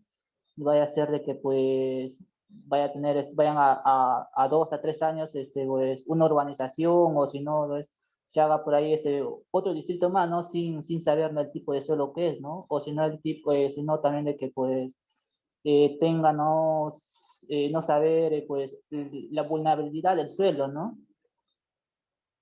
Así es, Joel. Mira, mañana vamos a tratar de las plataformas. Cenepred tiene una plataforma donde se registran todos los peligros que lo viene generando en los estudios el IGEMET. Pero también lo pueden hacer las provincias y las regiones, ¿no? Bajo la identificación de estas zonas críticas a través de estos polígonos de caracterización de peligros, se puede generar pues todo un registro de datos, ¿no? Todo un registro de datos y esto va a quedar como un instrumento histórico de línea base para planear el desarrollo de las ciudades, ¿no? Entonces, esa información no puede pasar desapercibida. Esos eventos históricos, esa construcción, ese catastro de desastres, ese catastro de fenómenos manifiestos en el territorio, eso va a servir, ¿no? Es un diagnóstico de cómo se ha desarrollado el escenario. Y eso va a permitir que construyamos pues resiliencia en la población y que podamos hacer algunas situaciones correctivas, incluso en la distribución que ya tiene la ciudad e incorporando algunos correctivos como los drenajes pluviales, etcétera, y administrar mejor la ciudad, ¿no? Entonces, esa es la idea. Y de eso se trata incluso el tema de la gestión de riesgo y desastres vinculado ya al tema de desarrollo urbano, al tema del acondicionamiento territorial, ¿no? Tacna, por ejemplo, ¿no? Hace 2 años ha tenido un gran problema de activación de quebradas y vamos a decir, por lluvias intensas, prácticamente captadas desde Pocoyay, Ciudad Nueva, Alto de la Alianza, vamos a decir, ha convergido toda esta captación de agua en la zona céntrica de Tacna, para luego ya irse pues a la zona sur de Los Palos, toda esa zona, ¿no? Porque prácticamente es toda la llanura inundable de la quebrada Caramoye, de la otra quebrada que tiene Tacna, ¿no? Sobre eso se ha desarrollado Tacna. Entonces, si hemos prácticamente le hemos quitado la permeabilidad o la capacidad de infiltración a los suelos con el tema del asfalto y no tenemos sistemas de manejo de aguas pluviales, va a seguir sucediendo eso. No va a seguir sucediendo ese tipo de eventos, no porque la lluvia sea más intensa, sino que hemos cambiado las condiciones del suelo, hemos asfaltado todo y la infiltración no se va a dar. Entonces el agua va a buscar cauces por las pendientes y lo que va a hacer es acumularse en algún lugar y en algunas zonas que tengan ciertas depresiones, ahí va a llegar todo, ¿no? Y ya debidamente acumulada, ¿no? Va a generar inundaciones, etcétera, ¿no? Y ese es cómo se desarrolla, ¿no? El tema del drenaje pluvial, ¿no? Y eso es natural, eso lo vemos, ¿no? En un análisis sencillo de información, pero eso tenemos que plasmárselo en un temático importante, cómo estos flujos se desarrollan por las vías para que puedan pues hacerse esos diseños integrales, ¿no?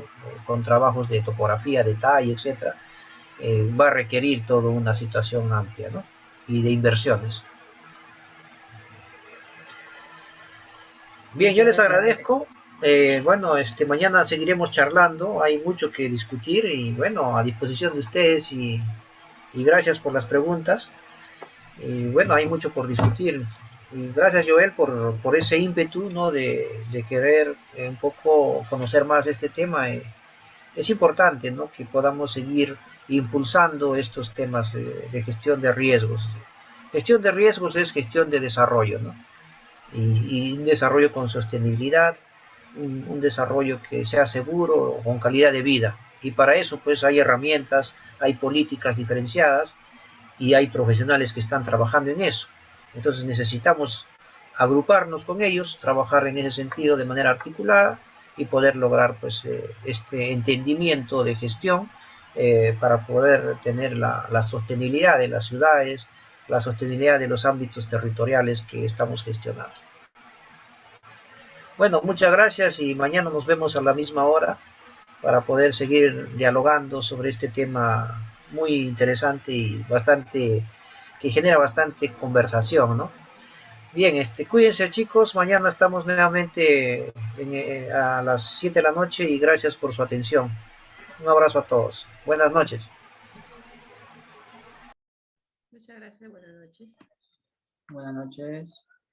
Muchas gracias.